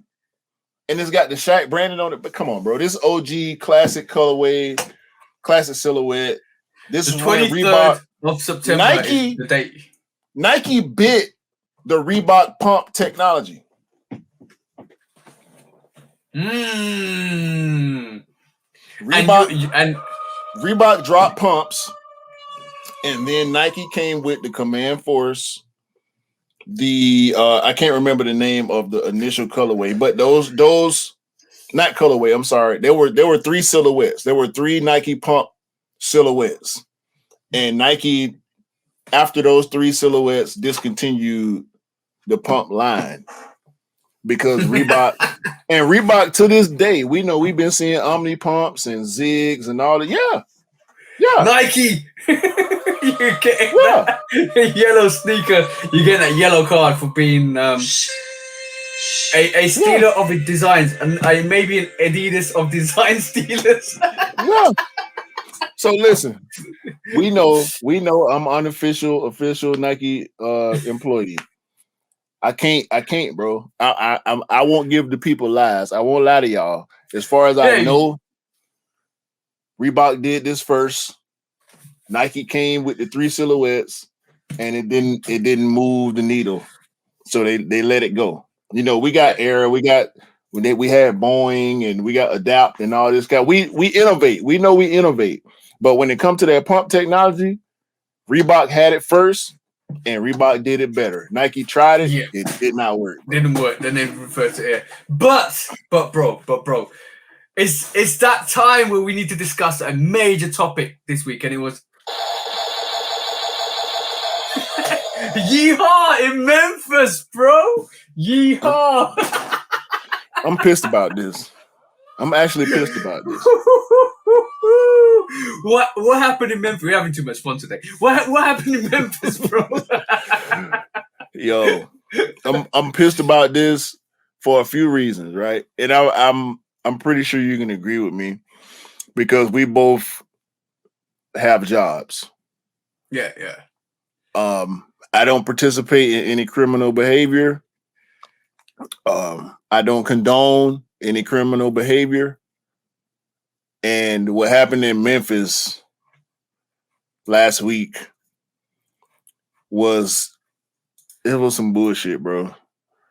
It's not the first time. It's not the first time we've seen stuff like this happen in the States. No, but this was crazy, bro. First of all, I'm gonna have to. We just gave Nike a yellow card, so I'm gonna give Nike another yellow card because y'all crazy. Y'all stupid. Y'all stupid if y'all think y'all gonna be able to just drop off trailers full of product and leave them unattended. And they didn't. It wasn't no cameras. Ain't no cameras. Ain't no gate. Ain't no security. Well, it might be a gate or a fence or something like that, but ain't no cameras out there. 800 trailers on trailers, bro. I mean, it had to be like 15 trailers out there, and that's just what we saw. So it's basically from what's been stated in the news. There's 20 trailers that contain Nike shoes and clothing were found to be broken into when the Memphis Police Department arrived at the parking lot. According to police, both yard fences for the business had been damaged. The police said the company did have video surveillance, but only on the front with no cameras capturing the activity in the parking lot or the back. Memphis police believe that 800,000 heist was carried out by several people. Yo, bro, I'm gonna say this: inside job, bro, inside job, and just to show you guys, I feel like it's inside job. Like, but for me personally, low level inside, maybe. Yeah, not high level. Not high level. I think it's a low level inside job. But like, let me just see if I can pull up the video because shout to nice Kicks for showcasing this. But look, bro. Could tie no back here, damn now. This is what the aftermath of that is. Ooh. I'm gonna showcase this. This is the carts that see those are bags. Those are bags and boxes in those. I've seen those boxes. I've seen those very boxes be delivered while I was shout out to Retro Rick while we was posted up in front of Nike Linux waiting on first come first serve. So those boxes there. That's why that container is open, but none of the boxes are open because these people knew what they were looking for. Yeah, so basically, each box contains 12 pairs, right? And within them, like before I carry on the video, but within each basically container, they've opened up the box to see what sneakers inside and basically picked up the sneakers they want. So they knew what they were looking for. And the 20 containers they hit had like merchandise and sneakers. But like we'll get into the sneakers that got lost in transit or got stolen in a bit. Hold on 2 seconds. So as you can see, they've opened up some of these boxes. These are the orange boxes that they're not looking for, and then basically left them on the floor. So if it was a random heist, they would have picked up every single thing. But because it wasn't a random heist, they picked up the things that they needed to pick up. So everybody in the comments is saying it's an inside job, and the shout. Even if it's random, even if it's random, bro, you have to. If you're gonna do this, you got to take high value stuff. Exactly. And that's what they did. Moving on as well, as you can see. Shoes in the mud, bro. Look at shoes in the rocks. Yeah, what was that? That was some type of zoom runner. Yeah. Look, the runners, they out there. Ooh, Look at that, bro. Look at that. Nike shit here. Whew. Nike shit everywhere. This is horrible, bro. I'm laughing. This made me sad. When I saw this made me sad because this. No, go to I'm that. gonna go back. I'm gonna go back to that. But like, first of all, we are gonna do court cases here, like public opinion and stuff like that. But no, this easy right here. This open shut case right here. We'll go into that at the end of the show. But basically, yeah, from what we've been seeing, this is what's been picked up. Midnight Navy Jordan 4s. Like, look, horrible. This guy, fuck him. Fuck him. Okay. Whoever this guy is, whether it's and this dude King Nelson, bro, y'all listen. Y'all you're ratted on yourself, bro. Y'all ratted on yourself. Bro. No, clearly this is not King Nelson's hand holding this shoe. Yeah. But caseloads, my boy hit the jackpot. Everybody that you follow and follow you is being investigated right now, you dumbass. King Nelson, you stupid, bro. You stupid. Because if you're gonna participate in criminal behavior, you gotta move like a criminal, bro. Red card. You gotta move like a criminal, bro. If you're gonna participate in criminal behavior, you gotta move like a criminal. All right. This is snitches stupid. Get stitches, bro. Snitches. This is why a lot of people are in prison and jails right now because y'all can't stay off social media. Y'all so consumed with the flex. Y'all so consumed with the hype. Y'all so consumed with the clout chase that y'all can't even keep yourself out of trouble, bro. King Nelson, you might not have touched now pair of these shoes, but they looking at you. They own you, bro. But he's tagged in his boy Sneaker Fetish. Oh my god. He's tagged in replying. Y'all ain't learned. Y'all ain't learned. It's rappers catching Fed cases behind lyrics. Young Thug right now got a federal RICO because of lyrics, bro. And you gonna do this? You think these people not watching? Every police department in the country, every government agency in the country got Twitter. They got Instagram. They got Facebook. They got TikTok. They own you. You stupid, bro. I'm gonna say one thing though. Like literally, I'm gonna say my favorite phrase. That's a dumb situation, bro. How you ratting on yourself on social media? That's the stupid, bro. Stupid. Next up is Poe. Mario Poe. Sneaker fetish again. Sneaker fetish again. It looks like he's got. You know what? We're not alleging that they stole the goods. That we're just saying that they received. They're fondling. They're ball handling. They're squeezing the sweaty nuts of stolen goods. Theft by receiving is a charge. Yeah. Also, theft by receiving. Yes. Also, the Cherry 11s and the metallic silver 6s. That's the two sneakers that got stolen the most out of this heist. We'll get onto that. We'll get onto that in a bit. Them 6s garbage. I'm good on those. Yeah, I'm not feeling those 6s. If you got DMPs, you don't need a silver. I got DMPs. I don't need that. Yeah. But like, bro, that's a dumb situation. But you know what the response has been from social media, which is quite good. No, not social media, from like some reputable companies. Because I want to share this, and I'm gonna let you have your opinions, because I think I've got my own opinion on this as well. Because like I know, you heard if you guys follow me on Instagram, you probably heard of sneaker news. Please, bro, just show it to me, bro. Show it to me. I know what it is, dog. I can't wait, bro. I can't wait.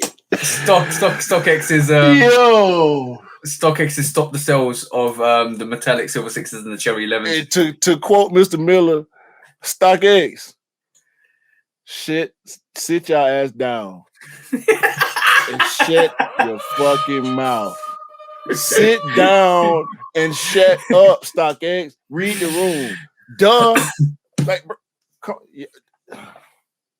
y'all tried to be opportunistic. Y'all tried to be opportunistic, and y'all shot. I'm not going for this shit, bro. I'm not going for this shit, bro. And then y'all gonna put out a fucking press release about this? Like, come on, bro. Y'all sell fake shoes. Why y'all didn't stop selling fake shoes? because they didn't want a Nike charge for them fondling those stolen goods, bro. Stop selling fake shoes then. Y'all Yo, bro. got a lawsuit right now with Nike about selling fake shoes, and then y'all gonna turn around and do this like y'all noble all of a sudden. Come on, dog. Who got fired, bro? Who got fired? Who was in charge that got fired? And whoever, like, come on, dog. This I'm not going for this, bro. StockX can try. So you got I was already fired up. I was already fired up behind just the Memphis situation in general. But when I saw this right here, bro, it's like, come on. StockX, y'all, we don't. Yo, bro, but the thing is, these stolen sneakers are always gonna get, basically, They're gonna sell. get sold out on the street anyways. Like there's a bigger black market on the street than there is on StockX. Yeah, They free. Yeah, even if, like, bro, think about it. Even if we calculated, if you just go on the cost of $800, right? $800,000. How much is the normal retro sell for? Two. Yeah, two. You were talking about 200, right? Yeah. If we're talking solely sneakers, because I know there was merchandise and all this clothing that was stolen with that, you're talking 4,000 pairs. 4,000 pairs, bro, that was stolen from like, it just generically, if you do cost versus the price of a sneaker without thinking about the clothing that was stolen, you're talking about 4,000 sneakers. If you're talking about 4,000 sneakers, bro, like nobody's gonna be sitting there thinking, yo, I can get some resale. Let me sell it for like £400 or $400 or something like that. They're probably like 250, bang, go. Like they will sell out instantly. Retail is free money. Yeah, it's all profit. It's all profit, bro. I really, really, really hate StockX for this, bro. Really hate, bro. And they already didn't have much leeway with me, if any, at all. Like I'm 0%. I'm a negative. I'm a negative on StockX right now. This just put them more in the red for me, dog. This was a weak attempt at some good publicity. Man, fuck StockX. They're losing a lot of momentum with a lot of true sneakerheads. You know that. This was a clout chase right here. Yep. Yeah. Fuck them, bro. I know it's gonna be mixed feelings on this because Nike's a huge company, bro. And this was a blunder. This was very dumb of Nike to not have security measures in place to prevent this type of stuff from happening. So everybody that benefits from this, they hit a lick. Some people gonna pay for this. We know somebody gonna pay for this. Inside the company and outside of the company, people gonna pay for this. But StockX trying to jump on this for some good faith. Yeah, we ain't selling this. We gonna stop. We ain't selling your sneakers. Fuck out of here, bro. They get some brownie points from their favorite teacher. That's what it is. Nah, fuck that. Fuck that, bro. All right, cool. Moving swiftly on, because I know that whole Memphis situation is so bad, bro. Like this is not the. Remember the U-Haul that got broken into in Alabama, and then Alabama. You had so many.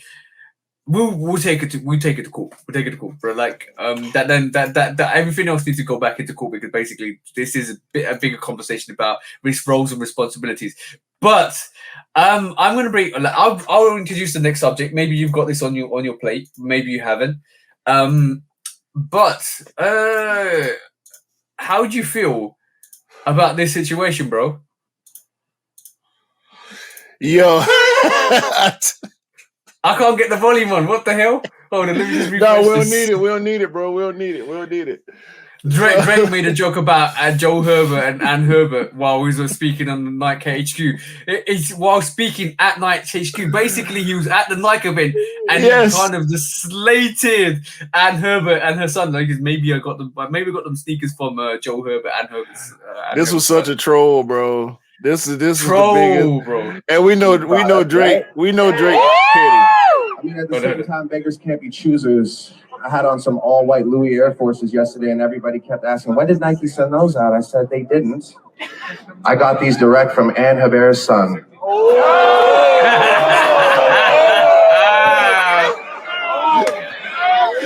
Oh, shit. He's trolling, Petty, bro. That's so petty, bro. You in a whole festival full of Nike people, Nike employees. I think he knew that he could do that because basically she's no longer with the company. She's like whatever. She with Allbirds now. Oh my god. Yo, this was bad. This was bad, bro. This was a horrible troll. It's funny. And we know how petty Drake is, bro. Like oh my god, this is horrible. But what do you think about like Drake is now? He's now got Nike DNA all over his blood, even in his hairline, bro. I don't believe this. I think he was just trolling. I don't think he got anything from what's his name? Joe something, whatever. No, he didn't. I don't know he didn't. No. It was a massive troll. But did you see his haircut? Like he basically got a Nike tick on the top of his head as well and stuff like that. It kind of is. He basically feels like he's been endorsed by Nike, so he's gonna say and like ride or die for him at the moment. So it's quite funny to see, bro. Yeah, he's the petty king, bro. He told us who he was a while ago. He's the petty king. This is just laughable, bro. It's funny. It was a little corny. I do think it was a little corny, but it's funny nevertheless. But yeah, you know what? I'm gonna say this. Seeing Drake play basketball doesn't really fit well. You know what I'm saying, bro? I don't. He can hoop, bro. I know he can hoop, but he hoops, bro. I'm not gonna say anything. But look, he's 30. He 30 something years old, bro. Like he'll it looks so awkward. It looks so awkward. He'll entertain it, bro. You ain't never seen an awkward game before? You ever heard of Sean Marion? This guy made it to the NBA with one of the most awkward games in the world, and he was a great player. So I've seen funny games. Like, I mean, the basketball is a U.S. sport, right? I've seen funny games my whole life, dog. I've seen people that shoot funny, people that dribble funny. As long as it works, bro. As long as you can get past your defender and put that ball in that basket. Yeah, I don't doubt it. But like, did you see what he was wearing the other day? I can't remember. I did see it though. He was wearing like these 90s, almost like really short shorts. Mm-hmm. When he was playing basketball, with like it's kind of. Yeah. I was like, okay, cool. Making an awkward situation even more awkwarder. It's like you trolling and you're making things awkward. Like, okay, cool. What are you up here, bro? What are you doing? I respect what you do, but like, what are you doing here, bro? It's almost like the same thing as Kanye, bro. Like, no matter people gonna be on Drake because perception of him is that he's corny because of where he comes from, being Canadian. Being on Degrassi and his. I think he plays to that, bro. I think he knows what he is and he plays to that. You reckon?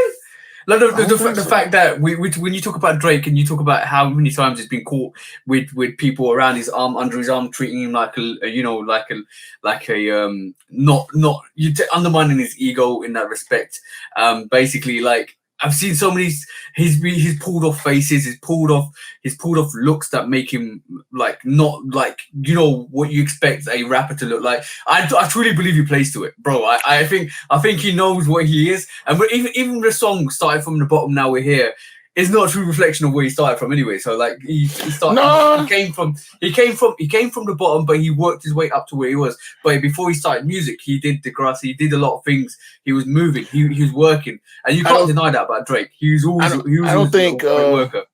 I don't think Degrassi was as helpful for his music career as some people try to give it credit for. It's detrimental because basically a lot of people in a way, back to Degrassi, Yeah, because people, especially with the fact that he he doesn't seem to have a problem in engaging in beefs. And every time he's beefed, whether it was Pusha T or anybody else, it's always that soft image from the TV show that's going to come back up, and he speaks on it. He speaks on it in his music, which is admirable. But he's him, bro. Like I don't think I have seen him play up to it before. I think he does. I've seen him do that before, but I don't think he does on a regular basis. I think no. He just is who he is. Like when he speaks, I don't think he's trying to talk like that. I think that's how he really talk. I'm gonna say you always have to be what you are. You basically have to be good. You have to be to your nature. But like, it's funny to see. Like the only real beef I've seen him win is the Matt Mill beef. Meek Miller beef. That's it. He won Kanye beef. Okay, cool. Maybe that but Kanye's not out here beefing. He's not like a artist that beefs with a lot of people. Like in terms of like just going. If you look at like listen to what I'm gonna say. If you look at like Nas versus Jay-Z, Tupac versus Biggie, he's not bad. Or even Eminem versus anybody. He's not battle ready. He's not like Kanye. Bro. Kanye will throw little shades here and there. Kanye is a walking chopped cheese, dog. Like Kanye is. He is beef. His whole under his. He's the whole cow, bro. He's the whole cow. Angus, Black Angus, Wagyu. Like Kanye is Wagyu beef, bro. Waiting to happen. I'm telling you, dog. This dude, bro. He. And I forgot to mention when I was talking about the Kanye beef situation this past week, GLC and Consequence and all the people from Chicago that he actually came up with. That ended up having issues with him. Like Kanye is 100% Wagyu beef. He does it strategically. That's the thing. He doesn't do it through. He doesn't predominantly do it through music. He does it strategically in the background, and that's what you find. So when I talk about not Instagram, not Twitter, I'm talking about pure like music beef. That I don't think he's battle ridden in the music industry, but he strategically. This is why I say he's more of a chess player than he is he will say stuff when he says stuff, and it's all strategically done. And the difference is like when Kendrick went for Drake and who was the other one? I have a couple other people he went for. Can't remember the other people. Sorry, but when he went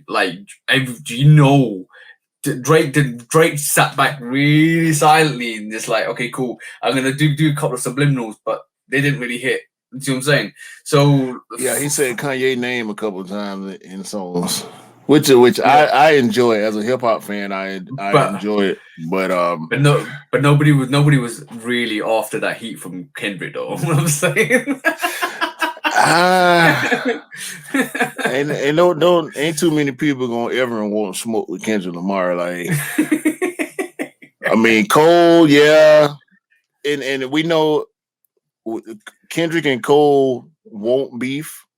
Yeah, I think they respect each other too much, and we know they're friends with each other. But the name I was talking about was Big Sean. Sorry, I had it on the tip of my tongue. Yeah, so Big Sean and that whole Big Sean and Kendrick thing was no, that wasn't a thing. There wasn't a thing. But Kendrick did what he did on that Big Sean song, so people tied them together. But that didn't have nothing to do with that was general hip hop bravado that Kendrick displayed, saying to everybody, and he mentioned everybody with respect when it came to that Control verse. If your name wasn't said, I think you have more disrespect for that verse if your name was not mentioned. Everybody that was mentioned, because not too many people that were mentioned did a response to, and the responses weren't beef ridden. They weren't, okay, you got smoke, I'm gonna bring you some smoke. Nah, the responses were respectful, and some of the responses even mentioned Kendrick in a good light. You know what I'm saying? So, but the thing is, what Kendrick did, what and on the Control verse, what a lot of people have been doing in the 90s and 2000s, which was going on somebody's song and obliterating it. And you saw it with Renegade, with Jay-Z and Eminem. You see it with you see it with a lot of music when people go on, and this is why a lot of people don't want to collaborate with Eminem, because when he goes in, you need to come with your A game. Yeah, listen, bro. I've been having this conversation over the past couple of weeks, actually, because of shout out Renzo. Renzo brought this up, and we had a whole top 5 debate a couple of weeks ago when I had a barbecue. Eminem, for me, is up there technically. Yep. As far as skill is concerned, yes, he is one of, some consider him the greatest rapper. Technically, I'll give you that. Skill-wise, I'll give you that. But the argument about Eminem not being at the top is a content argument. It's a relatability argument. Oh yeah, because you it depends on your background, depends on where you're born, depends on your culture. Like all you got to remember with hip hop, it's not just about what you rap about. It's about where you've been from, where you come from, what your background is, what you've been through, and also weighs a lot on culture as well. And this is why a lot of artists don't regard Eminem as the best, because he's white and he come from trailer trash and all of that stuff. Just the generic arguments, but. For me personally, skill-wise, lyrically-wise, the ability to rap the way he does, he's probably one of the best. But the cultural difference and the relatability is what lets it down, and this is why a lot of people don't regard him as one of the best. But from a skill point of view, from an overall package, let's just say overall package, business-wise, skill-wise, lyrical-wise, the way that they manipulate words into different contexts and all of that stuff. Jay-Z is probably up there with one of the best, like from a mogul. I got Jay at 1. Yep. 1 or 2. I go back and forth between him and Andre 3000. Kendrick is definitely there. Like Eminem don't crack my top 5. I can make a case for him at 10 if I really sit down and go through it. But when the top 5 craze hit, Eminem wasn't in my top 5. Yep. And it's constantly changing. The 1, 2, and 3 spots constantly change based on productivity. But Eminem ain't up there for me like that. I recognize his greatness, and I have listened to a lot of his music, but I think also the relatability of Tupac is. I know we're talking about music at the moment. We'll get off in like 5 minutes or so, less than that. But the relatability with Tupac and a lot of people have this argument about who's better, Tupac or Biggie. Like for me, skill wise, they're really close.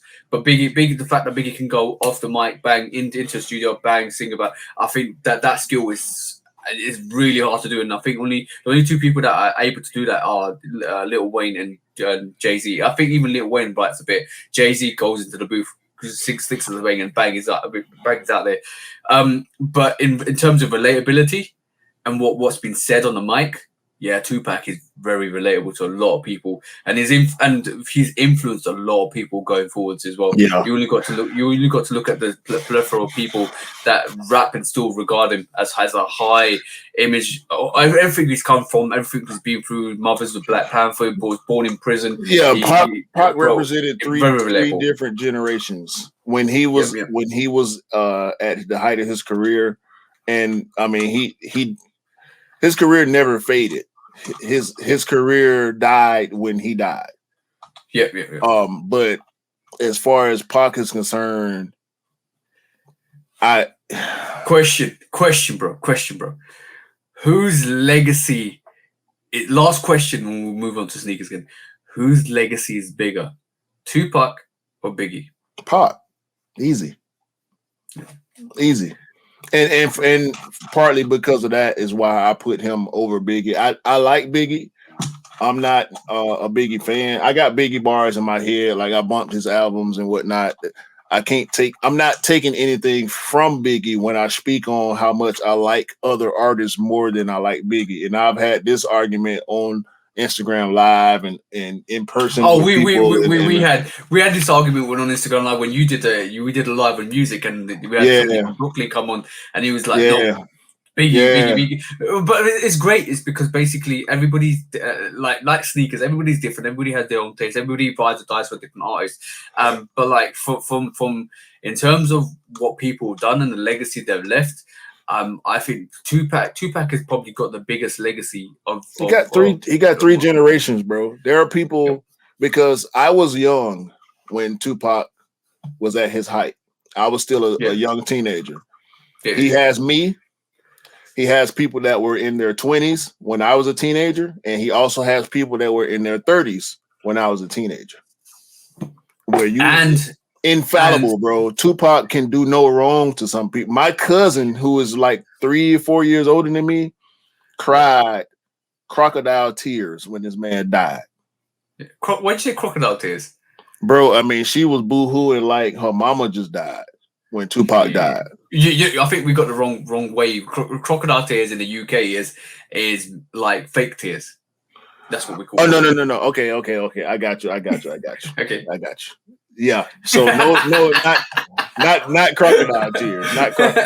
These were real, like balled up in the bed under the cover. I mean, Tupac posters on the wall, everything that he had ever done, magazines, everything, bro. Like. Before he died, she was the biggest Tupac fan that I knew, and she was my cousin. The really interesting thing about it as well is with the whole Tupac situation. He talked a lot about what's happening with the ghettos, the social projects, and social injustice. And you only got to look at Kendrick at this moment in time when his first indications were when his dad put him on his shoulders to go and see California being recorded in LA, and that is just the significance of the situation of what we're talking about. Is that and when you listen to some artists, and especially when you listen to Kendrick a lot, you see how that flowers flourished in that kind of soil that Tupac's left. Definitely. But back to sneakers, bro, because we've got more. Hopefully a little half an hour segment left, I reckon. But I see you're about to share something, but I'm going to share something before you. And this is interesting because like I'm a bit confused because Kanye, we mentioned Kanye earlier in the show, but Kanye's got this new cleat for Donda Sports. That's God, bro. I knew this reaction was coming, bro. Yo, what is this? What is this?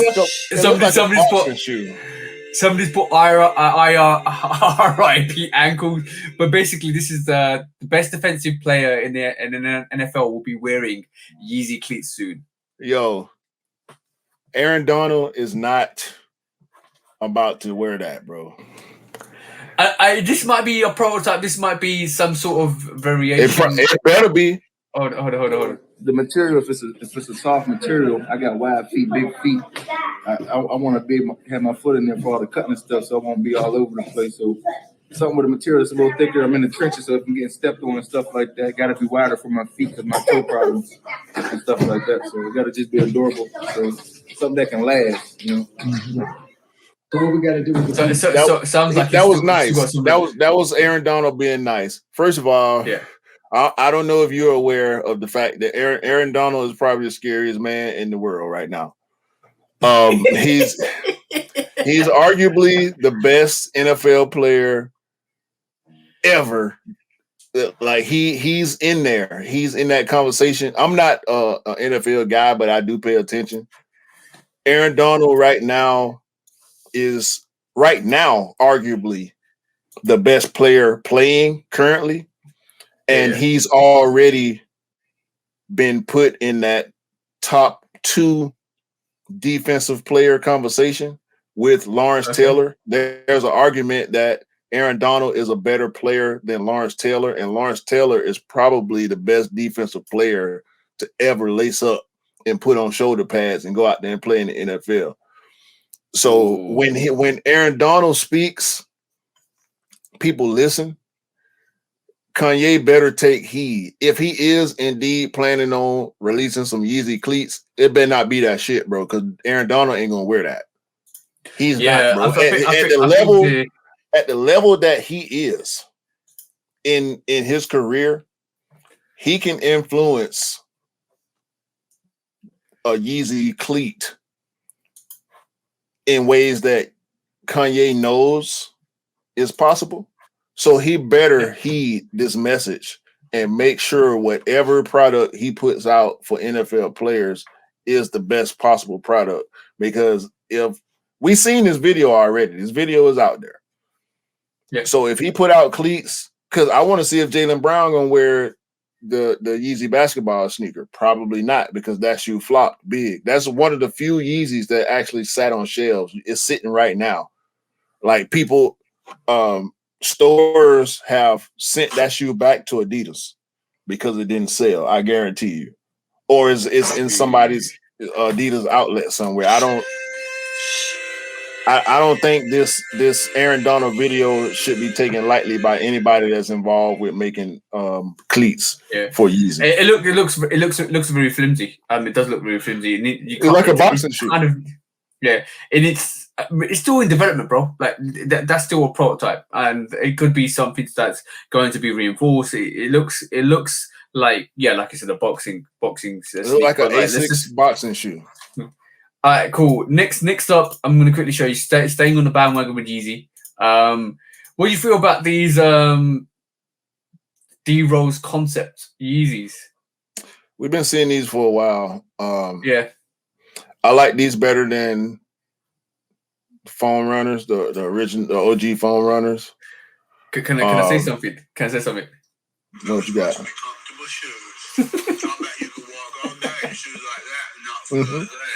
I had shoes like that. It look comfortable, bro. I'm not gonna lie. It looks fucking like something that's gonna snug your feet really well.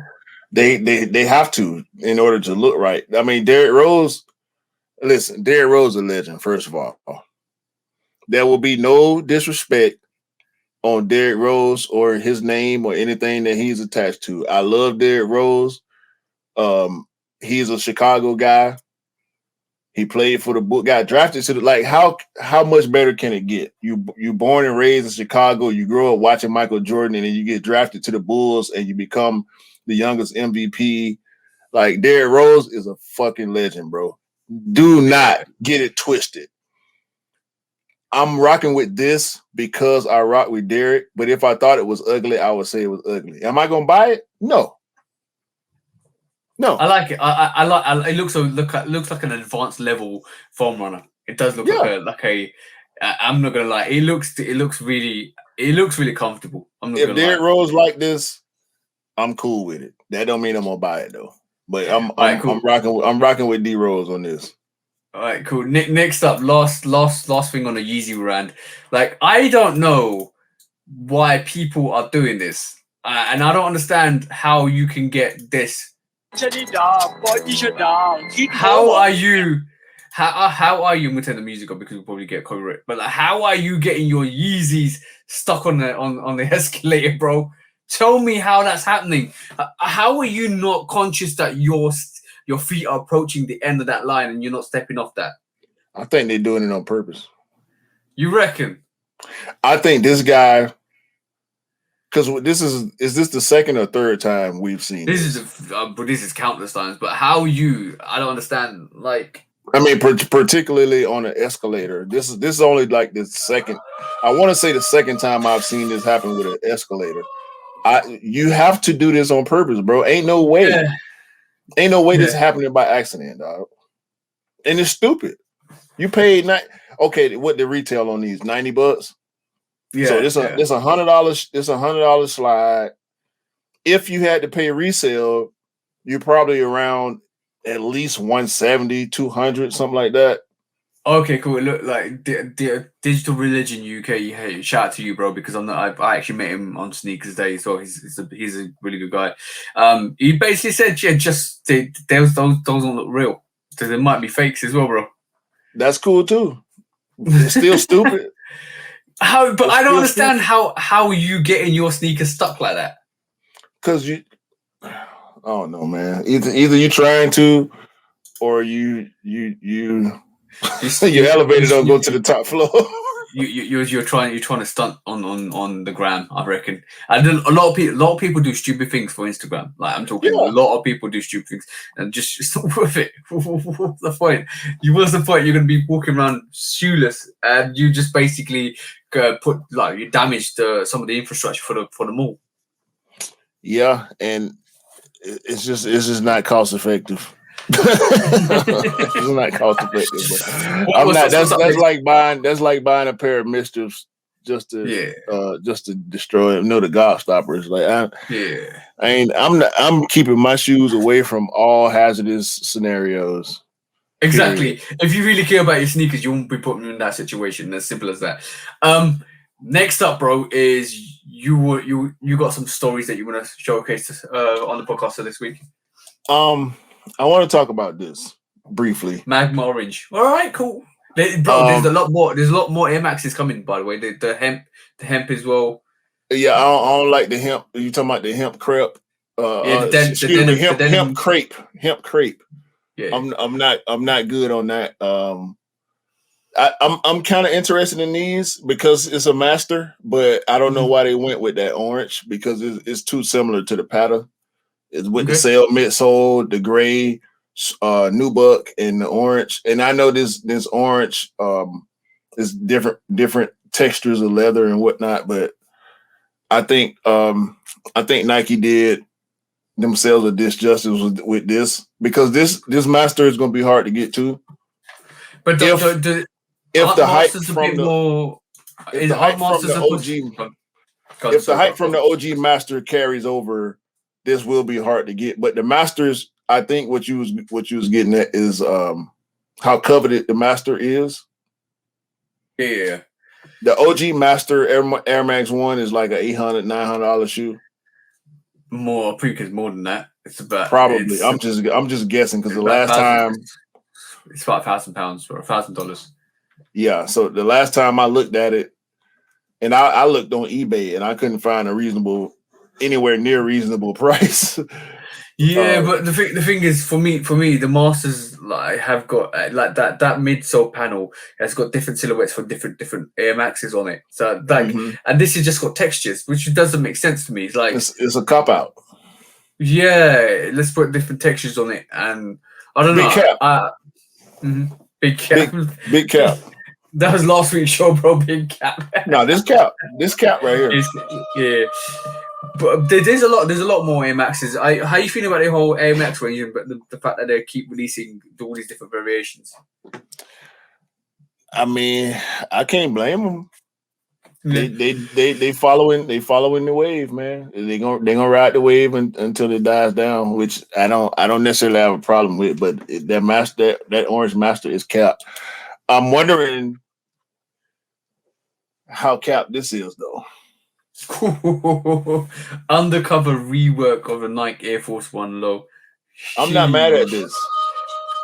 It looks dope. It does look dope. Yeah, it does look dope. Like I can't be mad at this, but I don't know why this is happening. It looks to me like a winterized Air Max 1. Oh, I'm sorry, winterized Air Force One. So basically, I'm just reading it's a remastered version or a rework version, and if you look at the first paragraph, it's basically taking influences from the 1992's ACG Air. Couldn't get that last name, but it's taking influences from ACG on it as well. So yeah, so I mean, of course, with the booty, we see the booty. Whatever's going on back here on this back half, on the uppers, no perforation on the toe, and a little bit of a change on the design. Like some of the lines look a little different to me. I don't hate this. I want to see different colors of it, but I'm cool. Okay. Cool. The toe just don't look right to me without the perforations. Yeah, it's gonna be quite sweaty. It's gonna be quite sweaty sneaker. Yeah. Gore-Tex. So yeah, it's winterized pretty much. Yeah. In the Dubray Balance Chaos, like we used to seeing, supposedly is waterproof, which that's gonna have to be tested. The packaging is different, obviously, but I just wanted to show that because I do think it's interesting. I'm looking forward to seeing what's going to happen with these when they release. I think they might sit. Yeah, I won't be surprised, but it's their anniversary, so they have to do something special on number collaboration. I think they're gonna sit. Anything more you got, bro? I think we know what we got at this point. I got three. I forgot 3 things to quickly show you before we go into our last segment, which is probably one of the most popular segments. But first up is, what do you think about this, bro? Air Force One Brooklyn dropping on September 13th, which is probably the day we actually showcase this podcast. We got a sneaker stash yesterday. Friday, the 9th, we got a sneaker stash on these, and we also got a sneaker stash for New York on the Faust SB Dunks. Yeah. I like this. You like the Brooklyns? Yeah, I like the Canary better. Obviously, the MCA and the MoMAs are 1 and 2. Yeah. So I would put this. I will put this last of the Air Force One off-white releases. I like it though. Cool. Yeah, it's a very dope release. Like all. When's the last time you saw a Air Force One all greened out? I never. Exactly. Next up, I'm just going to showcase this. You might be fed up of this because they keep releasing them. They keep releasing them, bro. Keep on releasing these sneakers. The vintage panda coming your way. let me gauge your face reaction, bro, because I want to see what your reaction is. You're not really feeling it at all, bro, are you?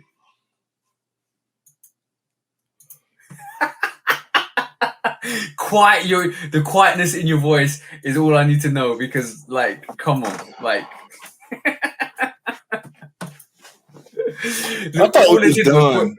I thought we was done with this. I thought so too, but we give it a brown midsole, aged midsole, and some aged laces, and you got a new panda, bro. And why is it Nike on the collar? Like I don't know. You tell me, bro. It's all vintaged out. They're gonna give it. I can't tell you nothing about. I can't tell you nothing about this. I think I got one. I think I got one more. Have I got one more to showcase you?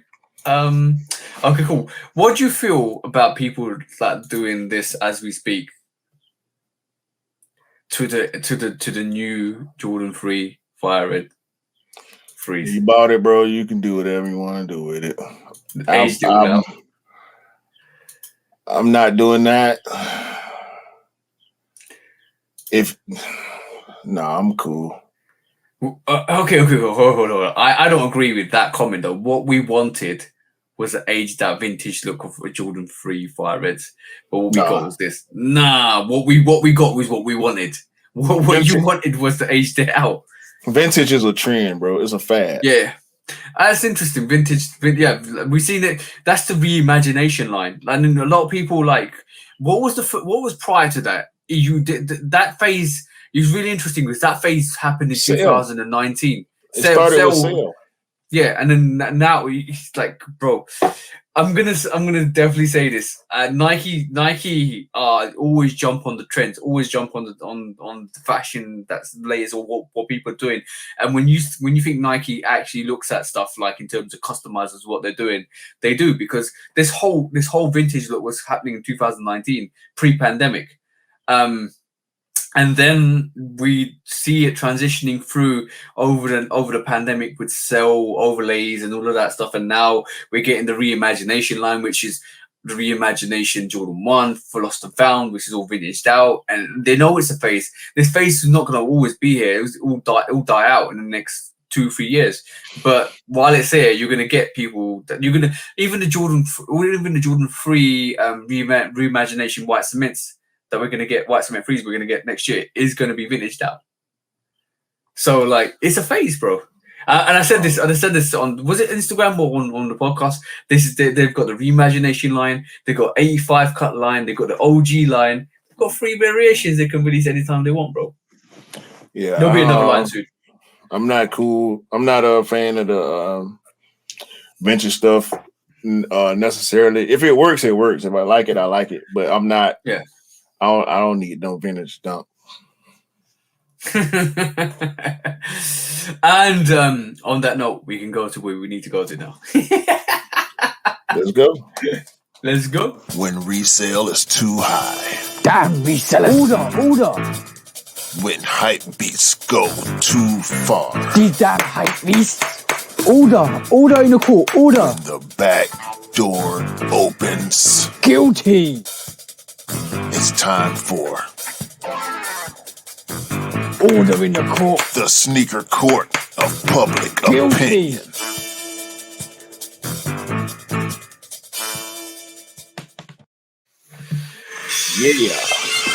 Yeah, we're back. Guilty. That's our favorite phrase. Guilty. We like to bring cases to court of public opinion, and obviously, what have you got today, bro? Because I know I'm always interested to see what you got every week, because you got different things. Yeah, we've seen the mincer, we've seen the knives, we've seen the shanks, we've seen the scissors, we've seen the pounderizer, we've seen the mallets. Now, what we got this week, bro? you know what? I kind of caught myself off guard this week because I was looking at so many different things and doing research on other stuff, and plus just normal household working and all that kind of stuff. So I ain't got nothing this week, man.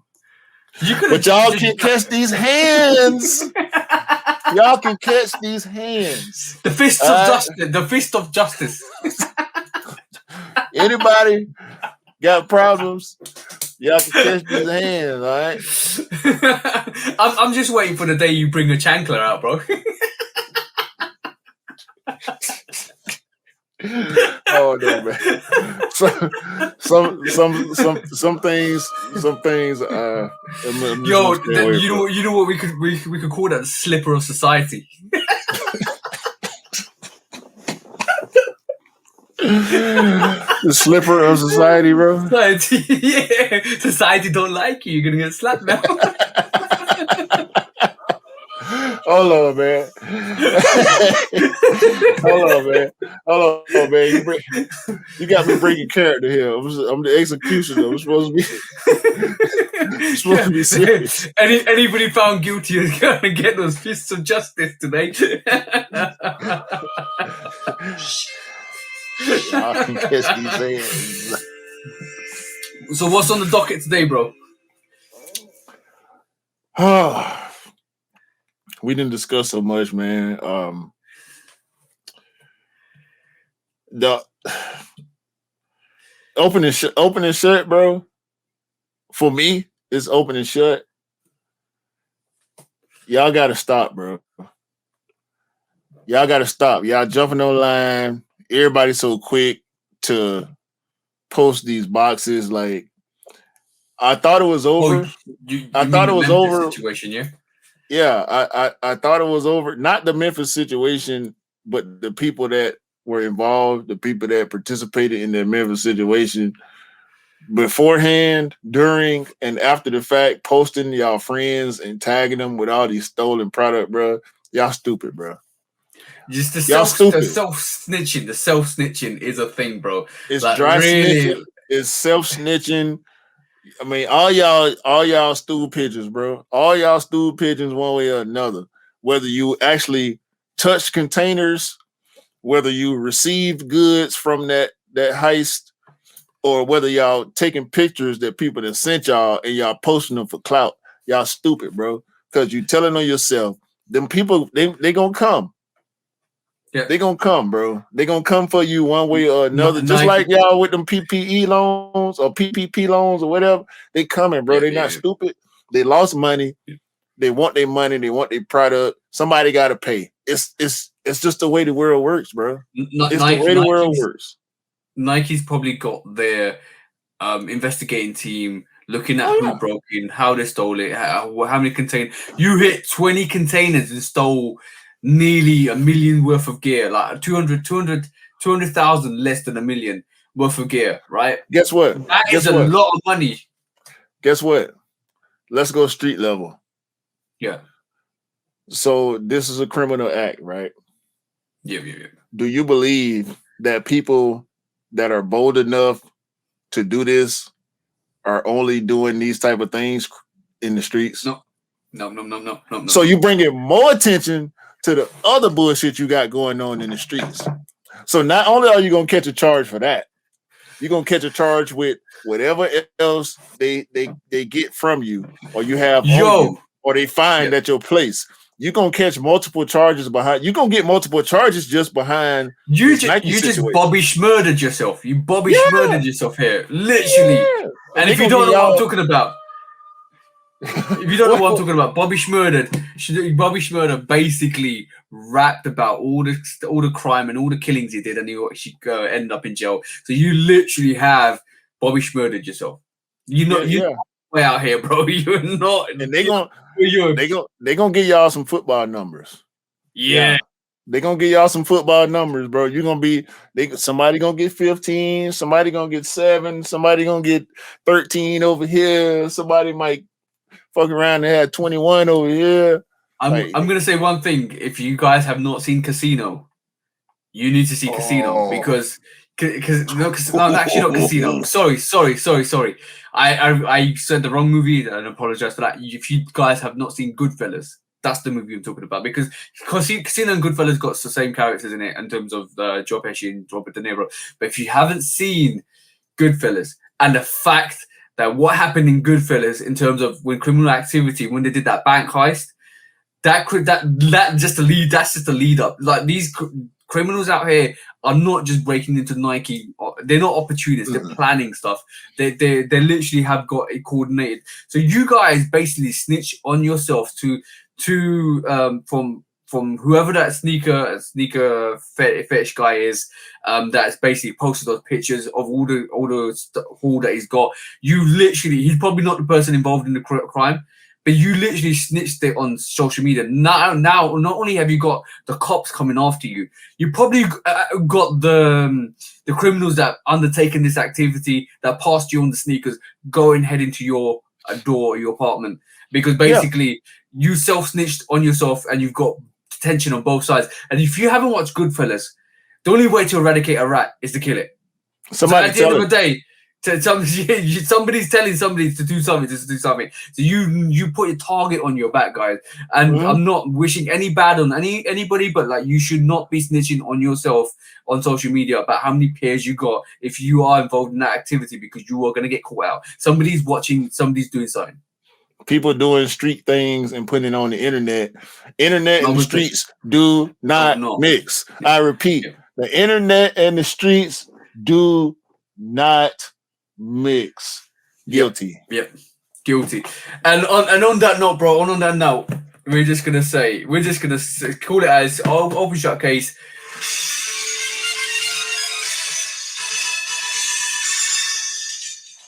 Guilty. And what's the charges? What's the bailout? Fist of justice. It might not be this hand, but y'all gonna catch some hands, bro. The fist of justice has spoken. Criminals are often connected with other unsavory individuals, and when the bigger people start catching cases, the smaller people gonna have to pay for it. Yep. Yeah. So the charges are: don't be a dumbass, don't be a donkey, keep your nose clean, keep your street business in the street. Don't put it online. They watching you. And by the way, they might backdoor those peers, but we don't know because the way they're stunting, the way it's been portrayed, it looks like they've actually got the stolen peers. You know what? Allegedly they're the stolen peers. Let's just say allegedly, but more than likely they are the stolen peers. But allegedly they're the stolen peers. Let's just put it that way, because at the end of the day, we don't want to be catching no cases ourselves. Yeah. No, we ain't catching no cases, bro. I buy mine. You can check my bank statements. I buy mine. Okay. Okay. Next up is another court case, but this time Adidas come to the docket.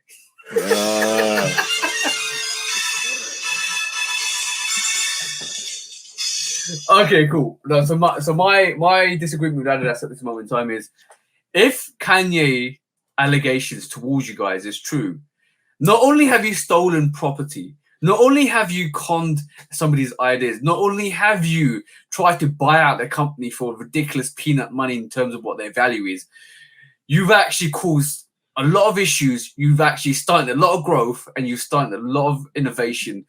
You've actually mocked the models. You've taken away model aspirations. You've done it for yourself. You oversaturated the market. You've produced colorways without consent. You have done a lot of bad activity. This is not NMD we're talking about. This is not your personal company or your personal ideas we're talking about.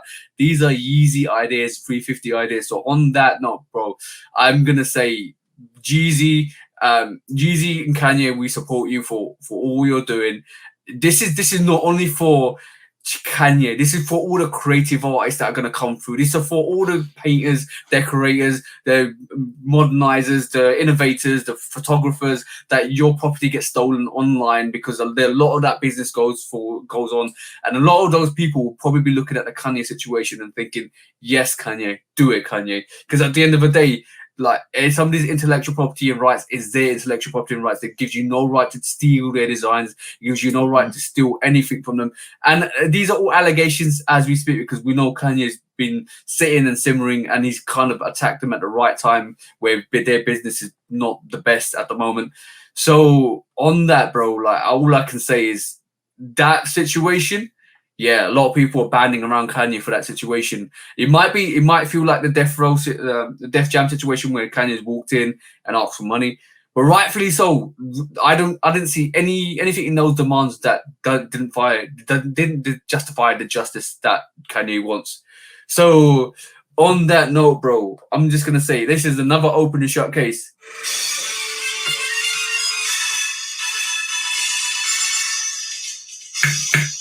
Guilty, because at the end of the day, give Kanye what he wants in those demands, and there's nothing other than that. Otherwise, you'll get executioner's fist of justice.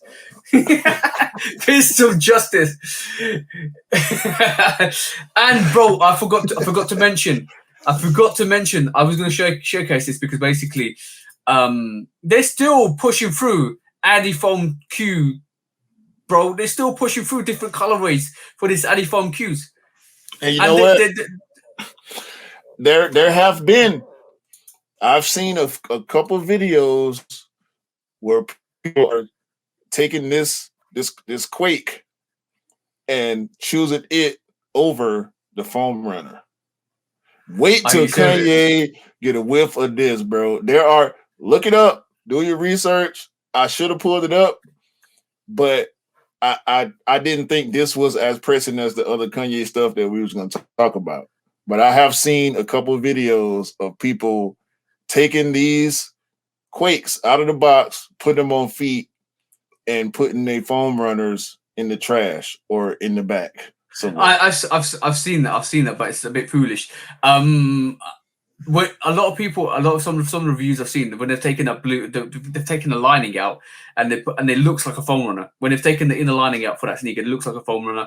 I'm gonna be honest. When I first saw the Adifoam Q, I'm not gonna get one just on the basis that who I'm supporting, because at the end of the day, I have to be true to myself, and to being true to yourself is making sure the people that are conned don't. People that are conned, you don't support the people that con the other artists. So I'm not going to get adequate form.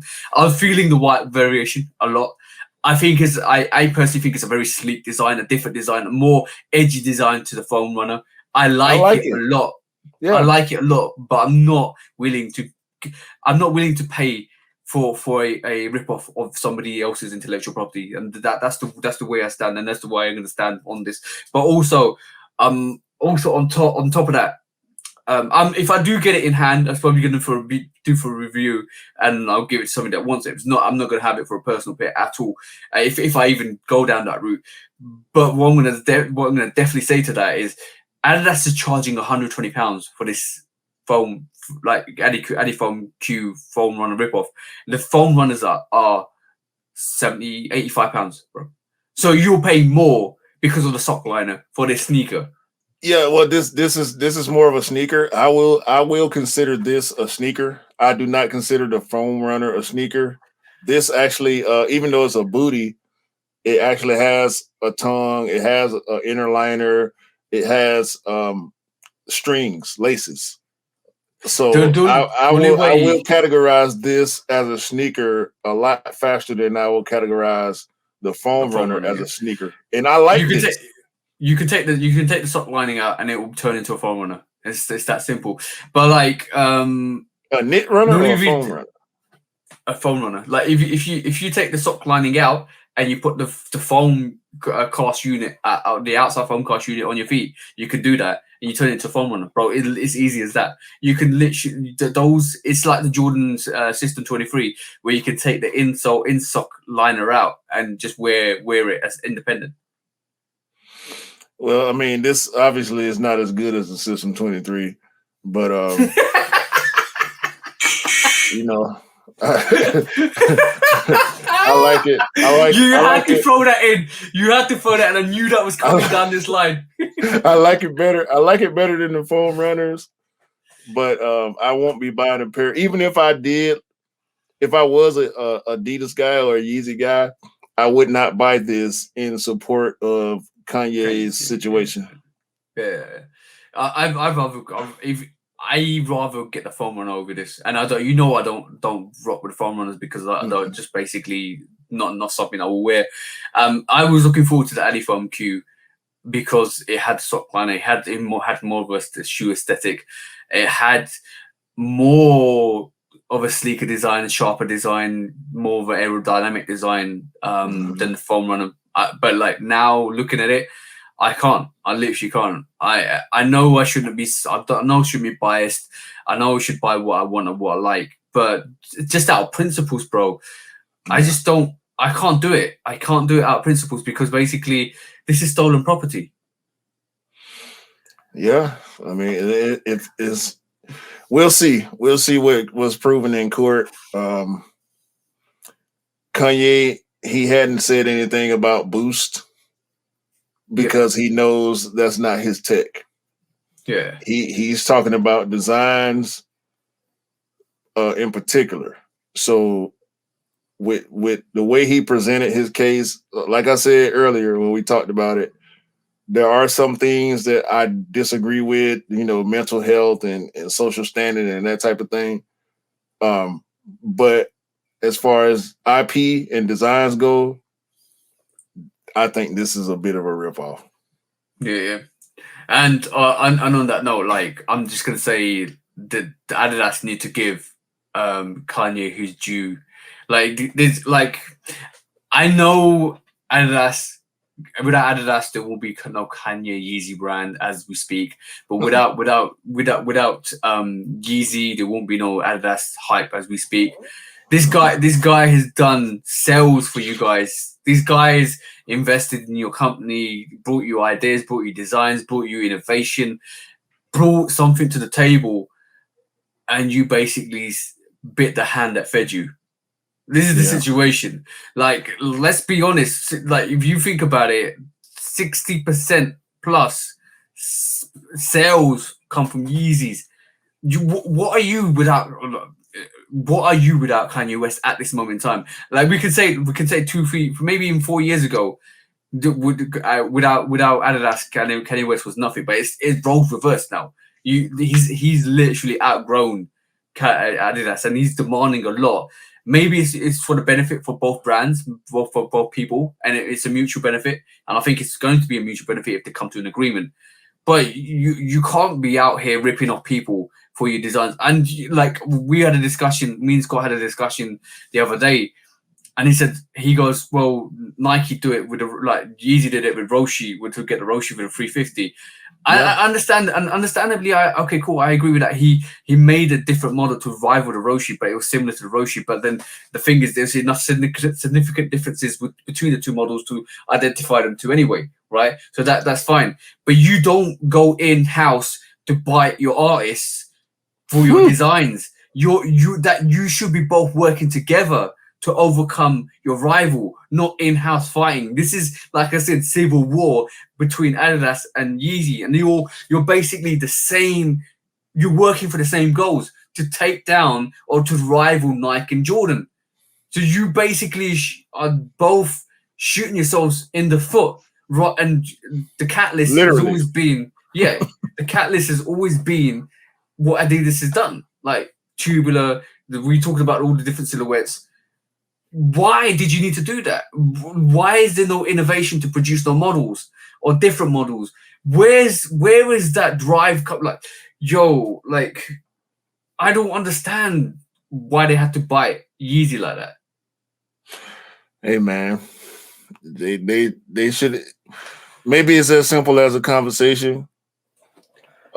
Maybe not, but it's wrong. It's obviously rip off. It's wrong. He don't like it. We don't like it. So they guilty in the court of public opinion. Yeah, it is what it is. Guilty, as we say. Definitely guilty on charge. Bang. And give Kanye what he wants. Or else. Or else, Mr. Justice. All right, cool. When resale is too high. Damn resellers. Order. When hype beats go too far. These damn hype beasts. Order in the court. Order. When the back door opens. Guilty. It's time for order in the court. The sneaker court of public Guilty. opinion.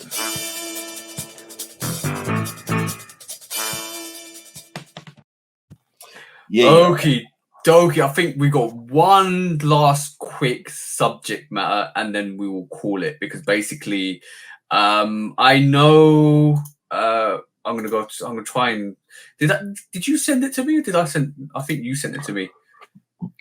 I have no idea. It was a colorway discussion, because we was having a colorway discussion. Oh yeah. I have. Where is it? Let me pull it up real quick. Yeah, if you pull it up, we can have this colorway discussion, because I think a lot of people actually like this discussion. And it kind of like gets everybody's brains ticking in terms of like, yo, I like this. But we had the first variation. Now we got different variations now, and we're going to keep the winners going forward, because basically it's going to give us an idea of what people's favorites are. Then we can kind of pull them all up together. So you produce a couple of variations, and this is we got 5 different new variations. You changed the University Red because you had, what did you have before? The Heritage. Heritage ones, yeah. Yeah, so now you made it a bit more like, okay, now we can pay attention to that University Red. We got Pine Green, we got Court Purple, we got Racer Blue, we got Mocha, and we got University Red. So I have a picture of, or I took a snap of people's responses. Before we go into that, what's your choice? Because I think you did actually leave me a note to say what you actually liked. Let me just pull it up. Yeah. Can you remember? If I can remember correctly, I went purple, green, red, blue, mocha. So I think if not, matter of fact, I went green, purple because of the 2 ones in the green category. I think outweighed the 1 in any of the other purples. So I went green, purple, red, blue, mocha. Right, so I can tell you that you went 1, 2, 5, 3, 4. Yep. So what one being being green, 2 being purple, 5 being red, and 3, 4 being blue mocha. Okay, cool. And that's because I like the 5, the blue 5 more than I like the mocha ones. And y'all can say what y'all want to say. I know that's an unpopular opinion, but I'm a 5 guy, so sue me. So on this choice now, I'm looking at it. So I'm going. See, now this is difficult. I'm going University Red. I'm going 5 first. I knew it. I knew it. That you know what sways me is that red suede 5 and that homage to home. That now, as soon as you remove that heritage 1 from the original mock-up, it changed my mind. Like Scott did that. Scott started it, and when you told me that the homage to home was actually University Red, it's got University Red code on it. That's it. That red column is busted now. The red suede 5 was my pickup because I didn't have the Raging Bull 5s. So that red suede 5 is a dope pair, and I love that sneaker a lot, and that's why that's number 1. And not because of the homage to home, because of that red suede 5 that I'm picking at number 1, right? My number 2 has to be a switch up between Court Purple and Mocha. I'm going for Mocha, maybe second. Because I like the Mocha 3 and the Mocha 1s are dope as well. My number 3 is then the Court Purple, which that Court Purple is so dope on the sneakers, bro. Okay. And then it's Racer Blue. Green last, bro. I don't resonate to green though. I don't resonate to green a lot. I don't have a lot of green. I don't resonate to green a lot. When's the last time you seen me in a green sneaker, bro? Bro, you bought the Zion. You got a green hoodie. Yeah, Travis Scott trainers. You got that's the olive, OG. bro. That's olive. That's olive. And you got OG trainers. I don't resonate to like massively green, oversaturated green colorways. Like if you think about the what do you call it, the Jordan 1 number 2 Jordan 1 pine greens, like it's too green for me. It's like I prefer I'm definitely going University Red, Mocha, Cool Purple, Racer Blues, and then Pine Greens last. I can't believe you chose Racer Blue over Pine Green. The thing is that I like the Zoom is it a Zoom Comfort in it? Zoom Comfort 1. That is have you seen the soul to that? It's beautiful, bro. That's what I was talking about when we talked about the Skyline with Benzino. I was talking about that soul going on that Skyline. Exactly. And then the Racer Blue 5 is obviously Racer Blue 5 is dope sneaker. The only one that lets that down is a Jordan 3. I don't like the elephant print on that, reflective elephant print on that. Really? You don't like the dark elephant print on 3s? No, really? No. The reflective. People love the dark elephant print on 3s, bro. No. I was going to pick that sneaker up until I looked at the print of the elephant on it, and it doesn't look great. And then it's reflective, because it doesn't look like a proper elephant print. It just looks like it just looks really weird. It looks really weird. Reversed. Yeah, it's almost like like you're saying, it's reversed. But that's the only thing that lets that down on the Racer Blues. But the Pine Greens, love the freeze, love the black toe variation of the Pine Green, like almost the bread toe variation of the Pine Green. Love that. The middle one's the one that lets me down. It's too much green, bro. And that's the one I got. It's too much green though. I love the fact that you got it. I do appreciate Nah, it. you But don't. You hate my shoe. You hate my shoe. but I'm gonna just share. I'm gonna share other people's thoughts. Remember the combos. Unfortunately, the one thing about this, we can't share multiple screens, but it would be good if you could do it in the future. Yeah. We'll figure that out later. Let me try and open. I don't think I've opened it up. So 2 seconds. Apologies for the delay. So, should I just say it rather than share the screen? So Scott went mochas, court purples, University Reds. Then he went pine greens and then racer blues, which is respectable. Blazing Guns went University Red, then court purple, then racer blues, then pine greens, and he got mochas last. Okay. Mike Magnificent Lifts, the bro. He went court purples, pine greens, racer blues, mochas, and then University Red last. Yeah. Oh my God. Jenny went University Red, pine greens, court purple, racer blue, and mochas last. Yeah. I can see that. So I would say, what's the winner? Because we got 2 5s. We got 2 5s. We got 2 University Reds. We got 1 mocha that came in first. We had 1 pine green that came in first. Actually, we had 3 5s because I also said University Red. So Blazing Guns, Sis and me went University Red. So Jenny went. Yeah, I kind of figured University was going to win, and that's what it's looking like. I thought Pine Green would place higher. Well, everybody got the pine green. Like Blazing Guns has got it 4th. I had it last. Jenny's got it 2nd. Mike Magnificent Lifts got it 2nd. You got it 1st, and Scott got it 3rd. So in retrospect, it did well. It did the average. I think it did average, to be honest. Like right. 3rd. I thought it would place higher, closer to 1st, but it looks like University Red is the winner for this second round, bro. It looks like it, bro. It looks like it. Yeah, and I think mocha and purple are probably tied, which is not surprising because of the ones in each column. But the mocha one's dope. You can't beat University Red, bro. Yo, bro, I'm gonna say this. One of my first 5 pickups was the blue suede 5s and the red suede 5s, and still have my rotation. Need to take them out. They are such dope sneakers.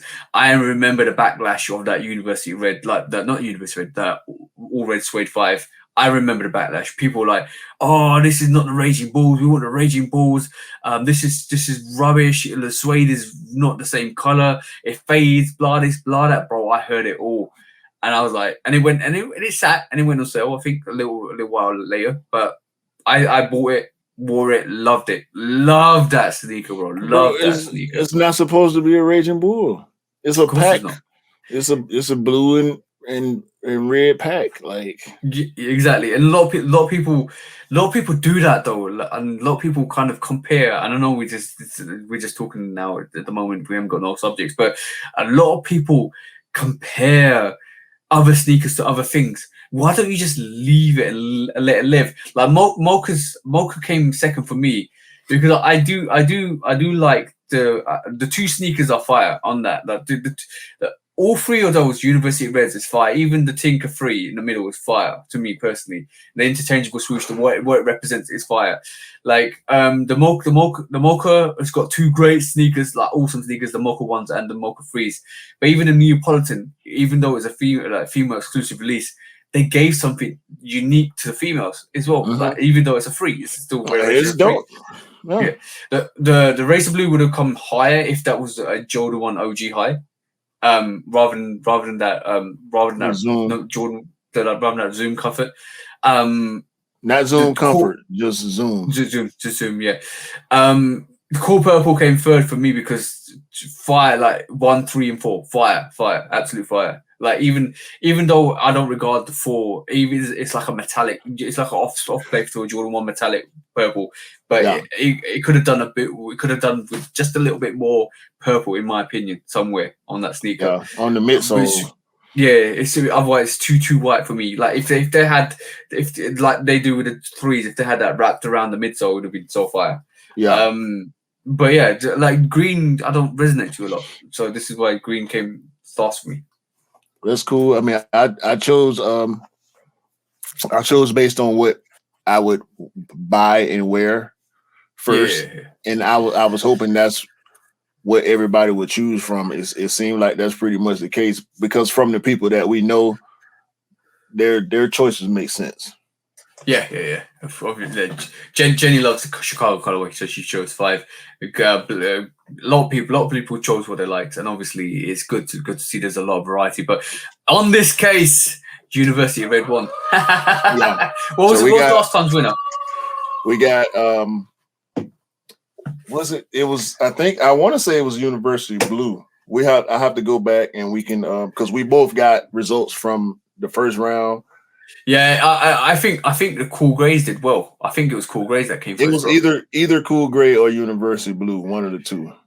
I'm pretty sure Cool Grey was number 1. We can have a check, but it's between the University Blue and Cool Grey. Starfish didn't do well. Stealth didn't do well. Yellow Tours was Tour Yellow was more all the 4s. Yeah, Tour Yellow was around 2nd or 3rd. So it's gonna be Cool Gray or University Blue for the first one, and University Red for the second one.